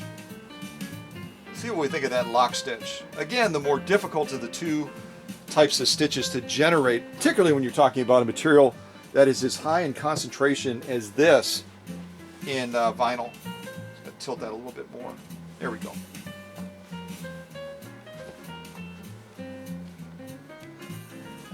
All right, let's walk around this one too, shall we?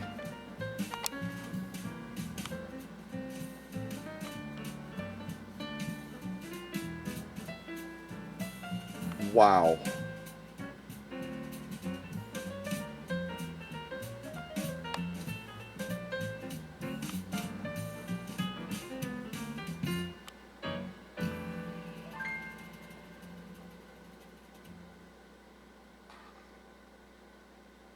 See what I'm saying right there, folks?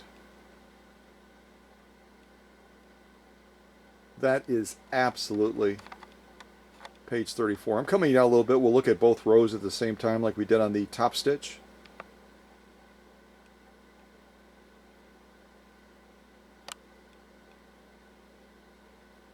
And again, when you're dealing with multiple layers of material, especially a material like this that tends to be a little bit slippery, you will occasionally have that anomaly where a stitch is a little bit misformed. But what I'm seeing as far as the totality of stitching,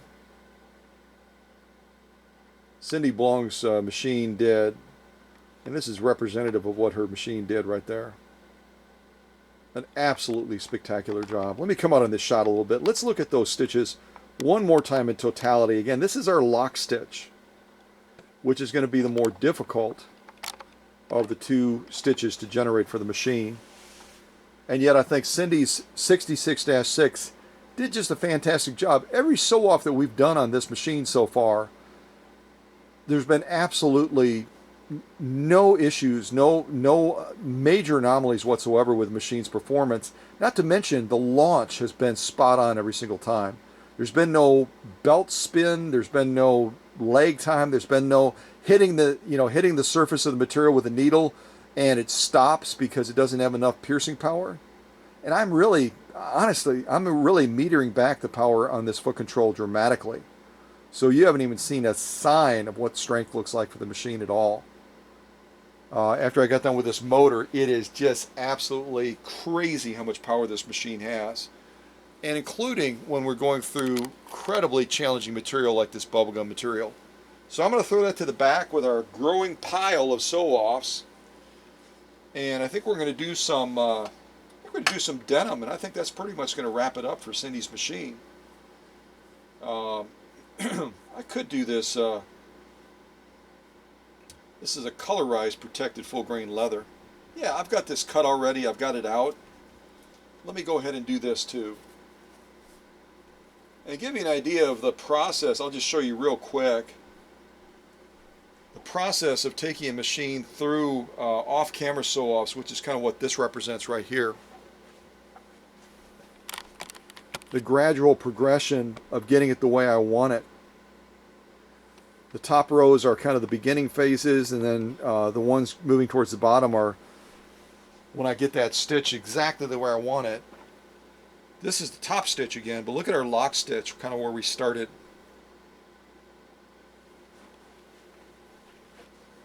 And again, this is just because of the condition of the machine when it started was real rough. You can see we were having some definite issues with getting stitch balance. That's from another machine. I just happened to use it. It's not that I all of a sudden generated a zigzag on this machine, but you could with a Singer automatic zigzagger, which I have. But once once I got that upper tension cleaned and serviced and made all the adjustments for the machine, those bottom rows you can see are the ones of the finished product of that lock stitch. And this is through a cotton blend with a stiffener in the middle.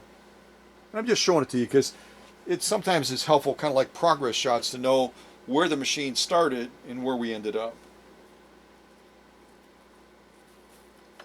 All right. So we're going to do 2 more sew-offs. We're going to do this protected full grain leather, and then we're going to do some denim, and that's going to be it. That's going to be it. Let's see. So that was a brand new start. And now the next one is called A Night Alone. Kind of like Home Alone, if any of you have ever seen that movie. Kind of cheesy, but it's got its moments. All right, so SEW. Let's sew some protected full grain leather. Single layer, but again, 3 to 4 ounces.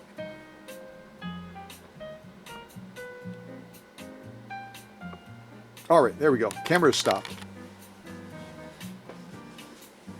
And I'm just going to go down the middle of this protected full grain leather, and then we'll launch into our final sew-off, which is going to be heavy grade denim. All right, here we go. Take up arm at the highest position. A single layer of protected full grain leather, about 3 or 4 ounces of leather. Here we go.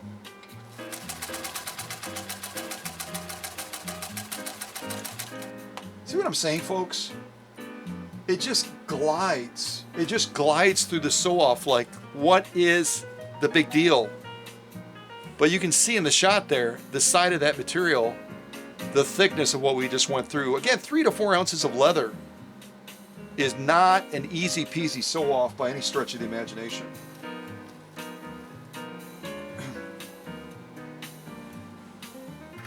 Especially when you're using upholstery thread. I love making it tougher. I just do. I walk away from the premiere feeling like, yeah, baby, that was a genuine test. That was none of that fake stuff that a lot of the people will do on their channels. We want to really test this machine. All right, let me grab my display thingy, although I could try to do it like this. Yeah, why don't I try it like this? Angle my screen up so I can kind of see what you're seeing. So this again is our top stitch.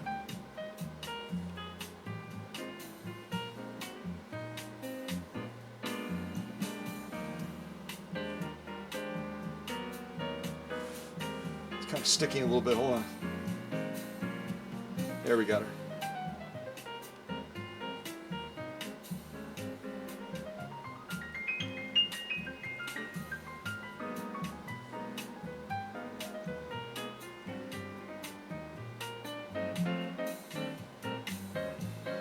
Folks, those are some gorgeous, gorgeous.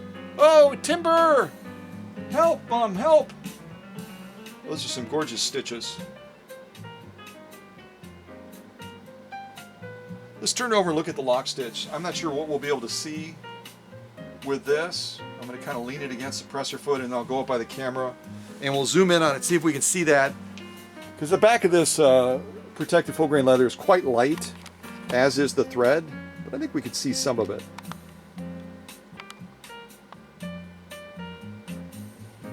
Folks, those are page 34. Look at those right there.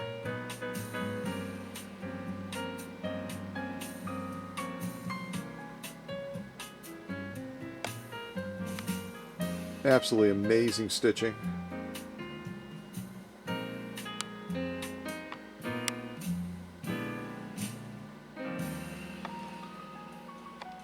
Totality of the stitching. Definitely a page 34 on that lock stitch. If I turn it around just one last time for you to get a glimpse of it. This again is our top stitch. And I am very, very satisfied with that as well. The stitch presentation, the stitch integrity, the glory of the stitch is exactly as we want to be seeing it. Exactly the way we want to be seeing it. It's not, you know, being happy with mediocrity. It's aiming for that page 34, a near perfect stitch. And Cindy Blong's 1928 Singer 66-6 continues to deliver that level of excellence in all of these sew-offs. And again, we've done a huge field of sew-offs already. And we have one more to go. So I'm going to put this protected full grain leather back in the rear, behind the machine, and I'll just give you another little glimpse of our sew-off sandwich so far. So far. And this is all on camera. All on camera. I had to turn my screen around so I can see what you're seeing. Come on a little bit. All of this we did on camera today. And again, this is why I say my level of confidence in my machines when I get done with them for a customer, this is my level of confirmation that that machine is ready to leave the workshop. And we have one more to add to this stack, which is going to be the heavy grade denim. And of course we're going to do more than 1 or 2 layers of that too. But it gives you an idea, folks. If you want mediocrity, don't send your machine to the workshop. If you want the best machine, service, and restore in the world, then make that investment. Because when I put your machine to the test, this is the level of testing that we're going to be doing. We like me. It's only me. Oh, goodness. All right, let me wipe over that bed again.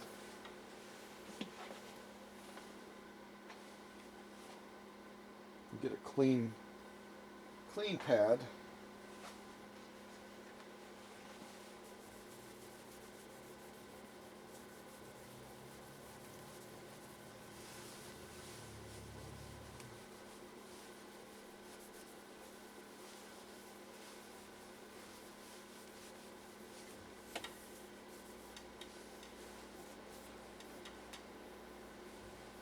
There we go. All tidied up. Some of that leather sheds worse than a dog or a cat. So I like to tidy things up a little bit. All right, let's look at a distance shot of this incredible 1928 Singer 66-6. Again, that came to me in a real rough state from the great state of Florida, from Cindy Blong. And now this almost centennial machine looks like this. Now again, if you go to a local service center in your town or near your town, they're going to spend about 30 to 45 minutes on your machine, and when you get your machine back, if it was all nasty, you had rust on different surfaces, you had a lot of varnishing, you had paint that looked like it was just pathetically poor, you're going to get it back exactly the same way. I've issued that challenge for a number of years now, and I've never had somebody step forward and say, hey, this place does the same type of level work that you do, Scott. It's never happened. And it probably never will, because those businesses would go out of business if they devoted the amount of time that I do to machines coming into their shop. All right, this is called Jazz Jazz Mango. Jazz Mango. All right, let's zoom in on the needle and do our final sew off of 100% heavy duty denim. Heavy duty denim. And yes, I'll turn the volume down.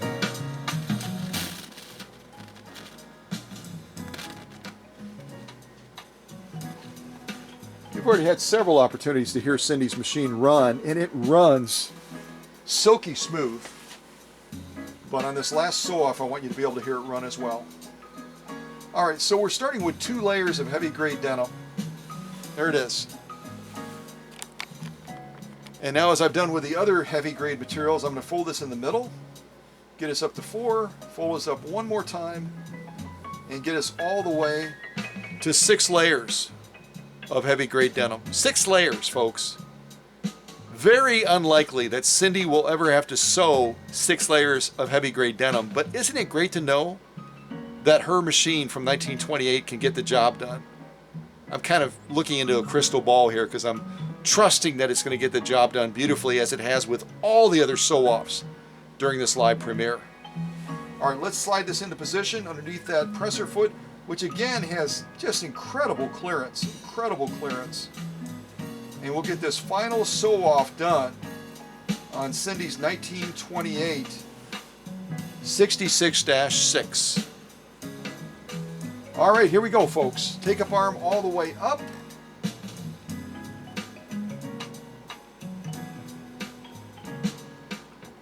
And again, if you just joined us, if you joined us late or something, I'm sewing this, let me make a quick adjustment here. I'm sewing this with size 89 upholstery thread using a size 90 Schmetz needle. I didn't have to turn it down. The song ended. Look at that. That was cool. All right, now we're going to go down and around for this final sew off on Cindy's 66-6, 6 layers of heavy grade denim. Here we go.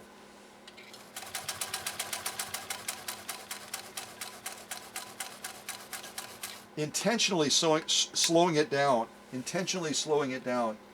so that you can see that you can meter out the power on this machine. You don't have to go pedal to the metal, and you're still going to get a great outcome.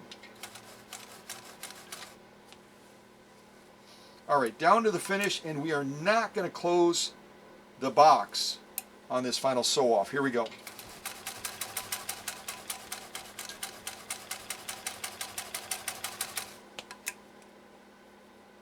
I kind of torqued that a little bit. That's interesting. So here's your initial glimpse of our stitching, which I can tell you from my vantage point, yeah, it's gorgeous. It's gorgeous. All right, let me clip these threads.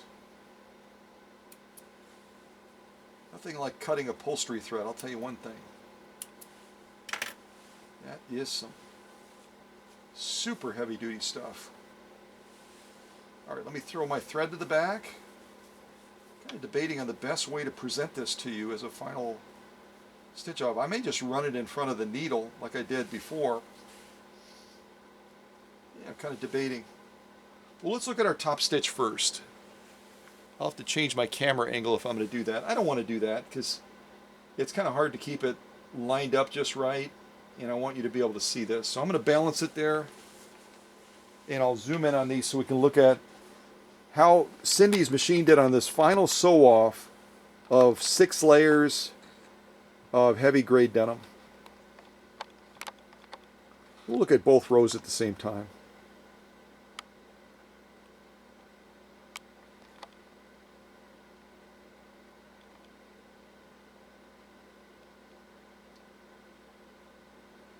Folks, those are some absolutely gorgeous stitches.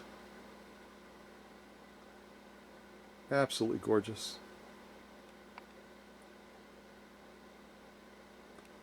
I'm going to come out and look at the totality of the stitching here, and also rotate it so you can see from the side what we just sewed through.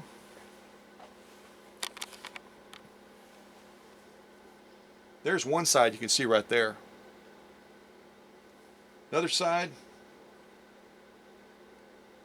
Again, Cindy may never ever sew 6 layers of heavy grade denim, but isn't it great to know that this machine is capable of doing it now?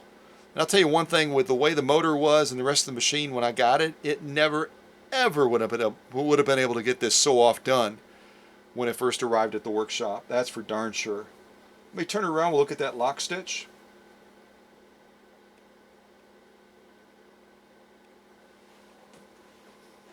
Yeah, do I have that angled a little bit too much maybe? Maybe so. There we go. I think that's pretty good. So the first thing you're kind of getting a glimpse of is the totality of the stitching. Again, this is our lock stitch. And I've said it a million times, maybe more. It's always the more difficult stitch to accomplish because of all the factors that I've mentioned between friction, viscosity, gravity. Working that thread all the way back through these 6 layers of heavy grade denim is not an easy task. And yet, this 66-6 from 1928 made it look like easy peasy.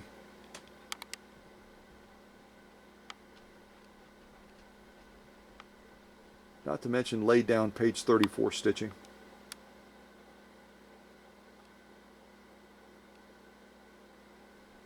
There are so many class 66 machines, specifically 66-6s, that could never ever get this job done.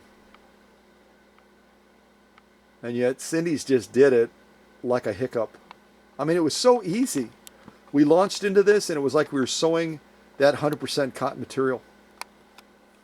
And her machine just got it done so easily. It's ridiculous. It's kind of ridiculous, really. So let me come out on this shot even a little bit further. And we'll go through our stack of sew-offs that we did.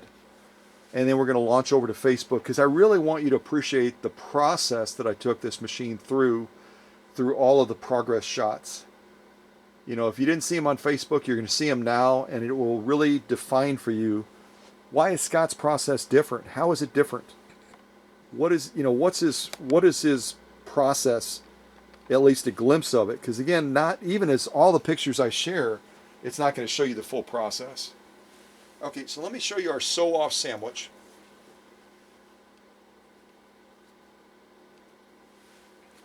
This is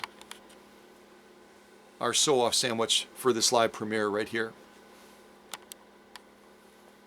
Everything from this light 100% cotton material that Paul and Noel wanted me to sew, acrylic fiber, commercial upholstery material, commercial canvas, compressed felt, genuine alkyd, and then last but certainly not least, alkyd, bubblegum material, 3 layers of that, protected full grain leather, and then finally our 6 layers of heavy grade denim. This is my confirmation that Cindy's machine is ready to get the job done. And again, I'm not aware of anyone else in the world that does work similar to what I do that would put a machine getting ready to leave their workshop to this level of a test. Most of them are going to use a cotton blend type material or a cotton material like this and do a stitch line of, you know, a couple stitch lines of sewing. That's going to be it. They're not going to be doing this sort of thing for their customer's machine. That's why people send machines to the workshop, people. That's why they do. It sounds kind of redundant, doesn't it? Why people send workshops to the workshop people. Yeah, well, at any rate, you know what I meant to say. I think you do. All right. So, and actually I'll move these back to the front.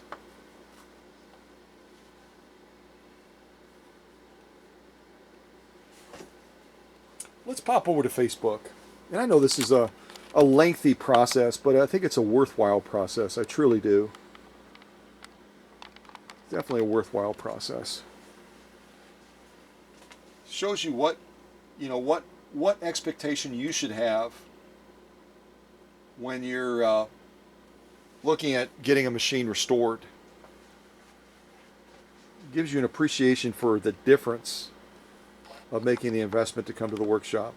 Well, this funny little opening shot here, you can see where I'm showing Cindy's machine right at the beginning. And you'll see a number of opportunities that will be highlighted. I talk about projects, I talk about the duration of the projects, the number of hours, sometimes the number of months that are put into a project. And I talk about the fact that I need Oreos as a fuel to fill my furnace up and to keep me going through these projects, these lengthy projects. And so having assessed Cindy's machine and knowing how much work it's going to need, I've already assessed it as a multi-Oreo project. That's what that's all about. And that's Mr. Bean's car I have the Oreos on top of.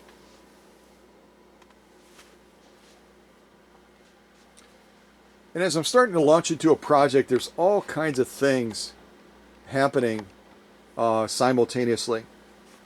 You can see I've got the motor off. I'm assessing the knee controller, which was real rough in the beginning phases. I'm looking at foot controller options for the machine because it didn't have a foot controller in the beginning. Now look at that balance wheel and look at that bobbin winding assembly there in these beginning phases.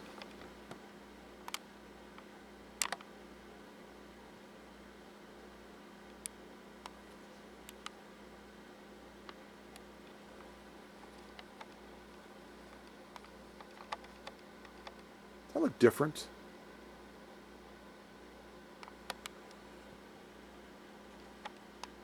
Yeah, it does.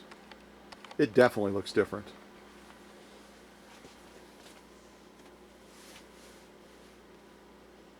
And I'll just click through these at a reasonable rate, but I don't want you to miss anything either because I really want you to appreciate, again, the process that this machine was taken through. I'm just showing you more of the rust, a lot of rust to mitigate on this machine. And then you can see some of the varnishing on the serial number plate. And it was so thick on there that it was really kind of difficult. And I've already rubbed a little bit of it away, but you can already see those numbers starting to pop through where you're able to start to be able to read the numbers without getting up there with some sort of a magnifying glass.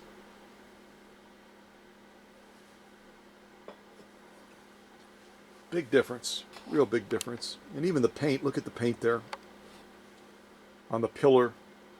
Real chalky, real nasty looking paint. That was our upper tension when we started. And I showed you a shot during this premiere a couple times of the upper tension. So that was the before and the after. So any of those Facebook groups that tell you all you have to do is just kind of run something between the discs and you can clean your upper tension. That's my answer to that. A lot of work goes involved. Look at the needle bar. Look at the presser foot attachment.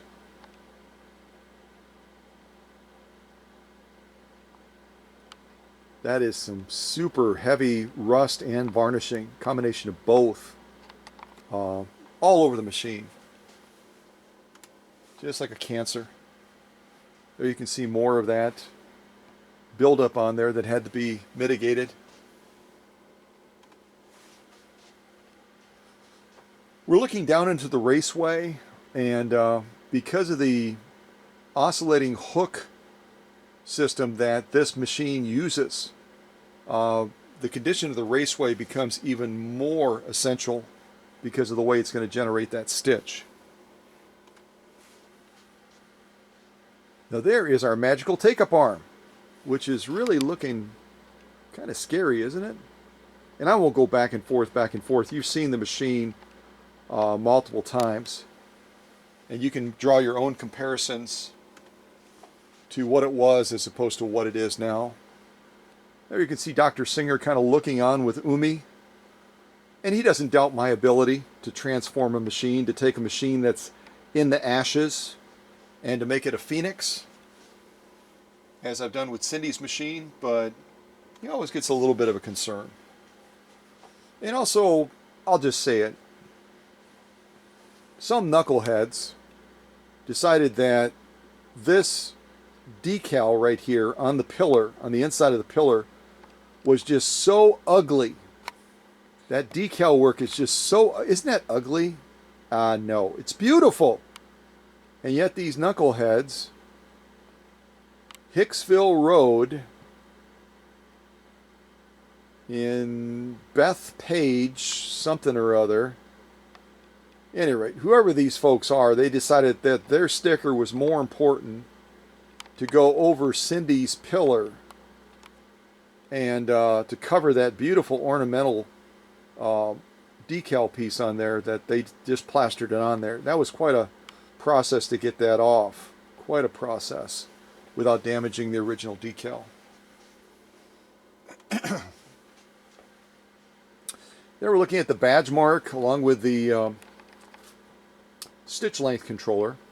If you're not familiar with this type of 66, this right here is your stitch length controller, and when you screw it all the way in by turning it clockwise, keep going all the way until it's all the way up against the molding of the machine, as far as it'll go in, you'll be at the longest stitch possible for the machine, which is going to be right around 6 stitches per inch. When you unscrew that knob to its full extent, you'll be able to, and that's by turning it counterclockwise, you'll be able to get that machine all the way down to about 30 stitches per inch. So it's got a huge stitch length range on this 66-6. Again, you're just seeing, it's not just that the machine is dirty. It's infected with rust. It's got huge amount of varnishing and dirt and scum built up on it. Did I go 2 shots or 1? I wonder if I clicked it twice. Nope, just 1. Here I've taken the motor off, and I'm beginning to assess the motor. I had immediate concerns about the motor because of the outside condition of the motor. Also concerns about the wiring, as you can see.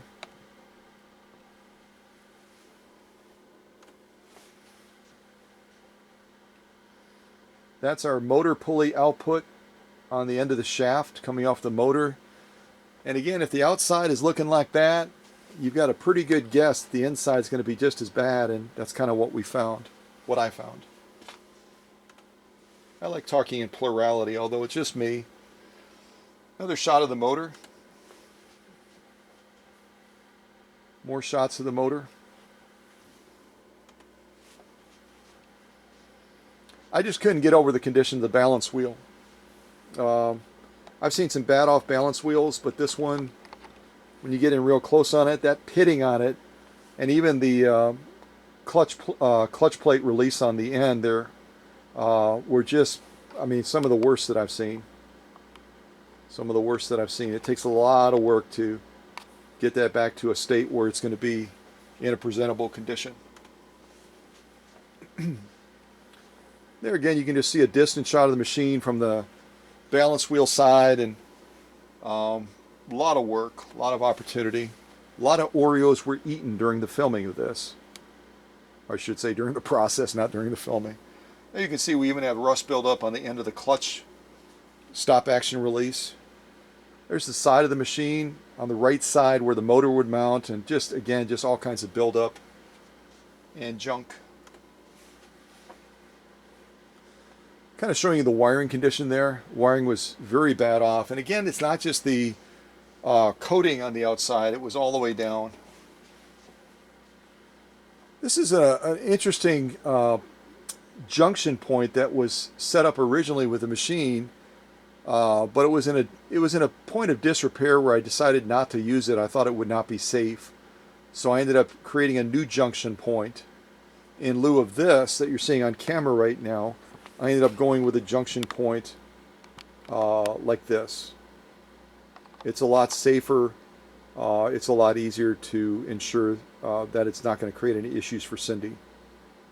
And then I use this junction point to wire in the foot controller, the light, the motor, the knee controller, and then also the foot controller that you've already seen on the floor of the workshop. So I'll send this back with the machine, but I am not going to wire up the machine using this.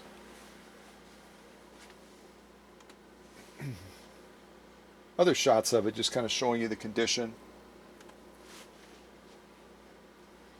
That's the wiring that was coming off of the knee controller. That was definitely not something that Cindy would want to be using.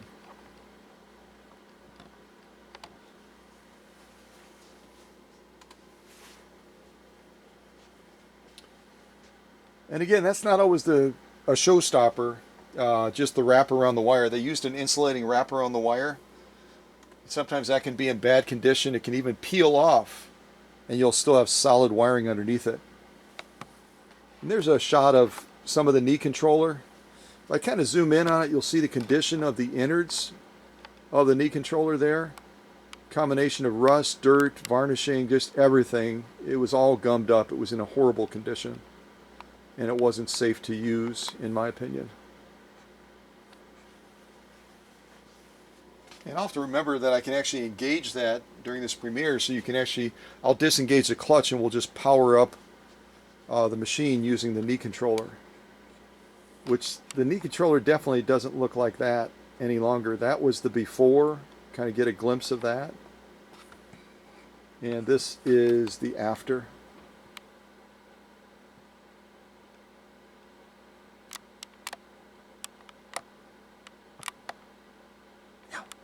Big difference, big difference. And again, at your local service center, you take a machine in that's set up with a knee controller like this. If they engage that knee controller and the motor turns, it's good enough for them. There you can just get a glimpse again of that knee controller and just how bad off it was. Just in a horrible state.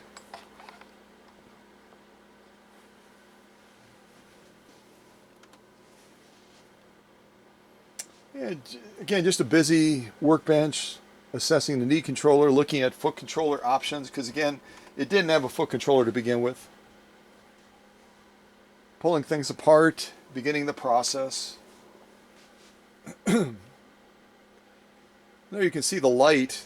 I'd have to come off the tripod, and I probably will do that at the end of this premiere, just so you can see the light. But you can see here the light was definitely not complementary to the machine.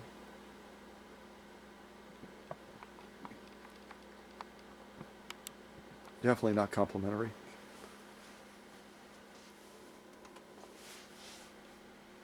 Another shot of the light in the top of the machine there.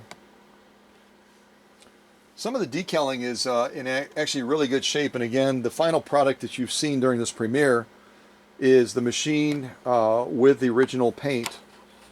But there you can see a faceplate that is really nasty.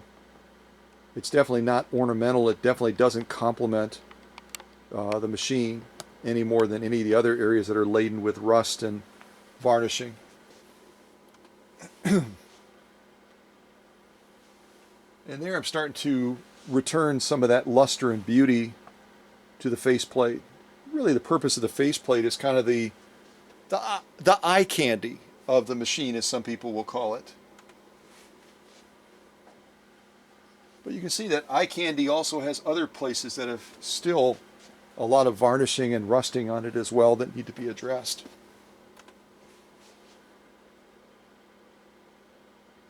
I think that may be our opening shot, isn't it? No, it isn't, because we haven't seen Herr Obermeister eat an Oreo yet. And yes, I do have fun during the process and documenting the process. So Herr Obermeister is a good helper, and he wanted a bite of the Oreo. I said, cool. And you can see by the chunk missing, he might be a little guy, but he's got a heck of a German appetite when it comes to Oreos. And I've got to jump into the game as well. So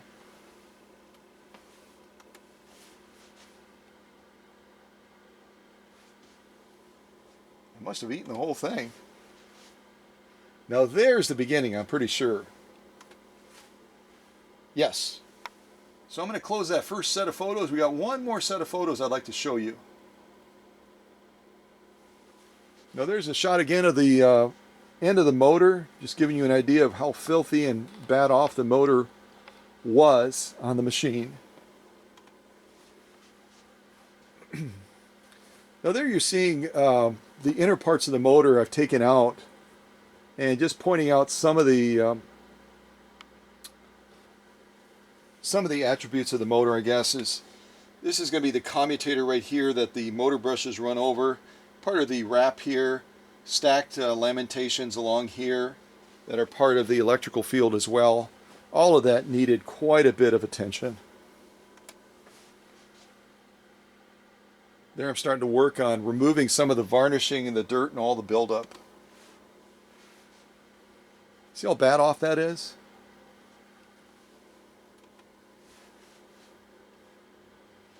There's that light. I've taken the light off and I'm beginning to focus on the light as well. I'm focusing on everything from electrical to mechanical to aesthetic very, very simultaneously during the process. I'm jumping back and forth and back and forth. Here you're seeing the other end of the electric motor. You're looking at the stators and you're looking at the other end where the shaft output would be.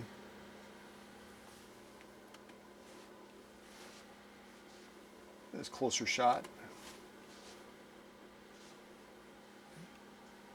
Using a flash there to kind of show you the inside of the stators and the stacked lamentations as well.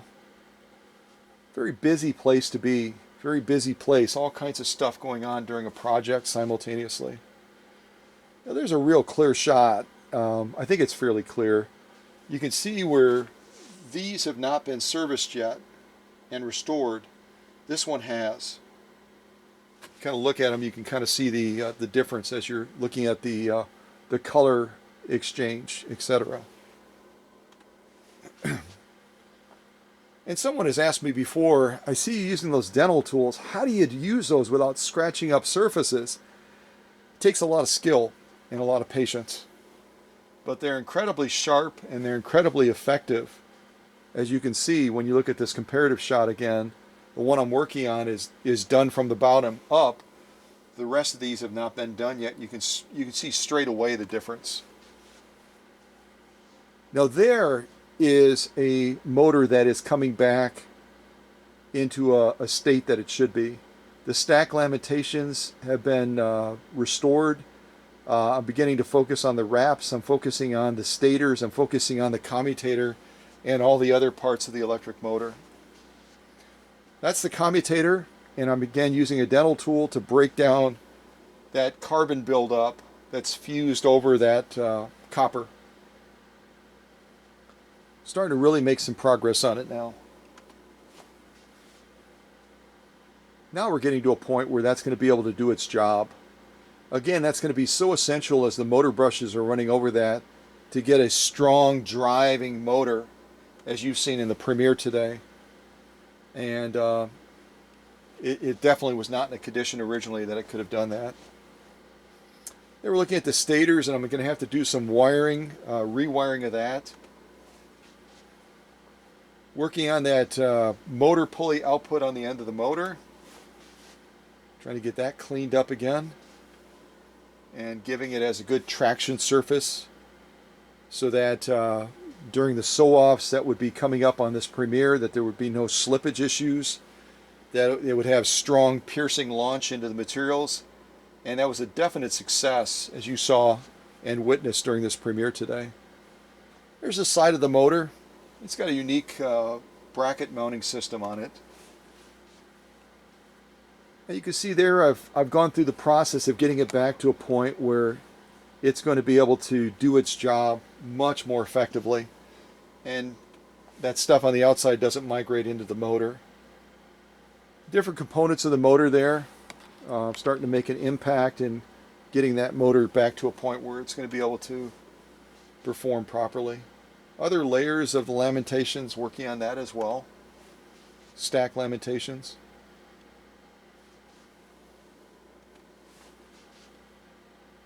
Look a little different, doesn't it? That's the after, the before. And again, I say this a lot, but I'll say it again. You go to a local service center, if that motor turns at all, they're not going to go to this surgical level on your machine. It's not going to happen. More of the stack lamentations. They wrap all the way around that inner core of the motor. And there you can see I've made a big impact in bringing them back to the way they should be. Looking at some of the wiring issues now, trying to address the wiring. And again, the gauge wiring that I use in my rewire jobs is rated at 10 amps. 10 amps is huge tolerance as far as being able to operate, give the motor maximum power, and even in the event of a spike, you would never get anywhere near that amperage, so the wiring is very safe. It's actually safer wiring than the way the motor was wired when it left the factory. Now we're starting to focus on the light. You can see the light is real rusted up and chalky looking now. And there's the after. So again, before, after. And I don't just focus on the outside of the light that people are going to see. I also focus on the inside, because the inside is going to determine how effective that light is for that machine, because that inner part that I'm touching right now with my dental tool is going to be the reflective part. So as that light is turned on, that light is going to reflect off of the crown, the inside crown of that lighting assembly, and push the light back down onto the bed and onto the needle. And if you don't service that area as dutifully as you do the outside, you're not going to get the full benefits of that LED light, or any light that you use on it for that matter, incandescent or otherwise. And that's the inside now. See what I mean? The level of attention, the detailing of my process far surpasses anyone that I've ever found in the world that does similar type of work that I do. Doesn't that look better? And not only looks better, but also will work better as well. Just all the busyness of the workbench. There we've got the motor back together. We've got a new wire lead coming off of it that I'm going to set up with a plug to go into that junction point that I showed you a little bit ago. And you see the complexity of the wiring, especially as you're looking at setting this up so that it will work not only with the foot controller, but also work with the knee controller as well. Doesn't that look like a happy motor? Doesn't it just bespeak, if I can say that, doesn't it just bespeak happiness? Yeah, it does. Yeah, I'm just showing you some of the old wiring. That's the old wiring there. New wires going into the plug-in point now for the motor. All kinds of stuff going on. And that's that light fired up with a new LED light. I think we came full circle, didn't we? Yeah, we did. We surely did. We surely did.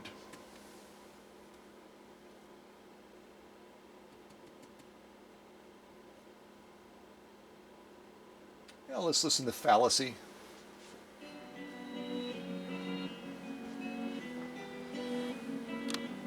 So, The Fallacy is not only the title of this song right now, which is kind of an...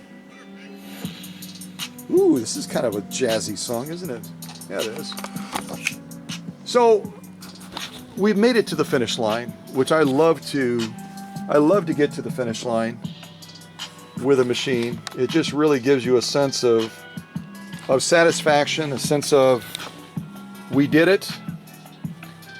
And you can see Cindy's machine there, having just demonstrated its prowessness in going through all of these sew-offs live during this premiere.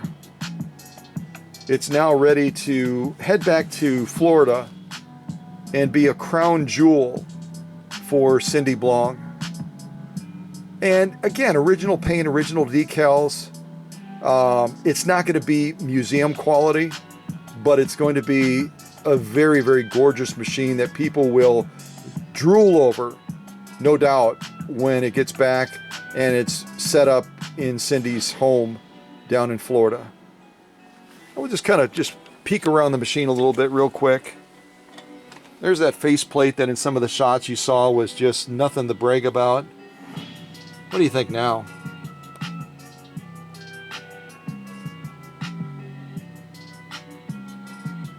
Such incredible scrolling. Isn't that beautiful? Isn't that quite incredible?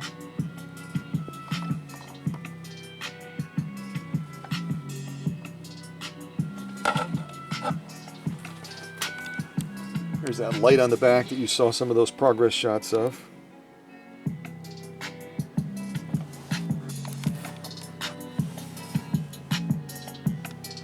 And you notice the balance wheel. Looks a little different, huh? As does the clutch stop action release.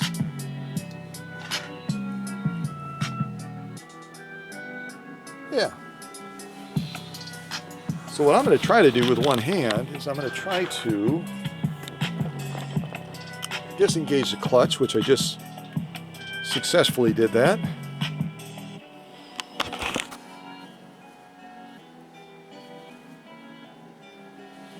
And what I wanted to be able to show you is right now we can step on the foot controller.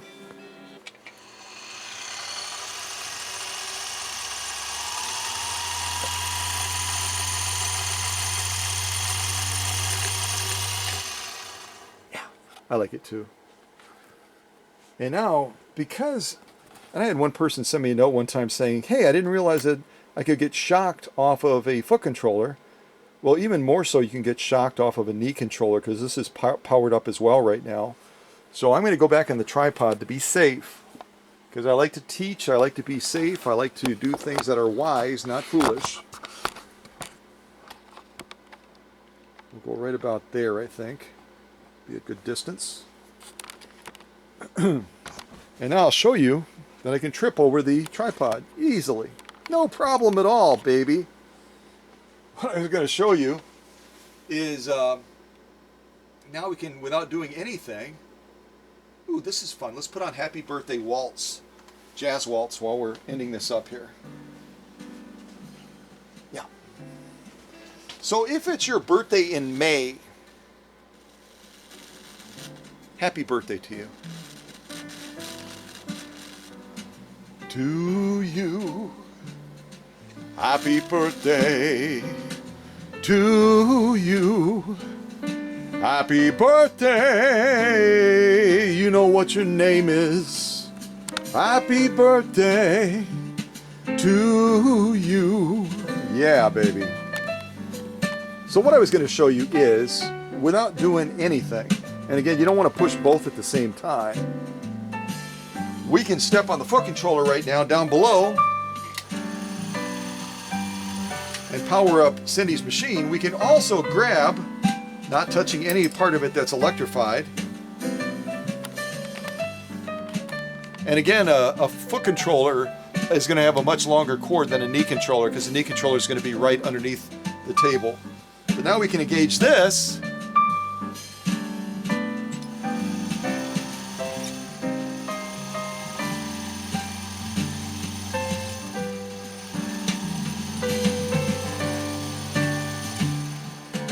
Kind of cool, huh?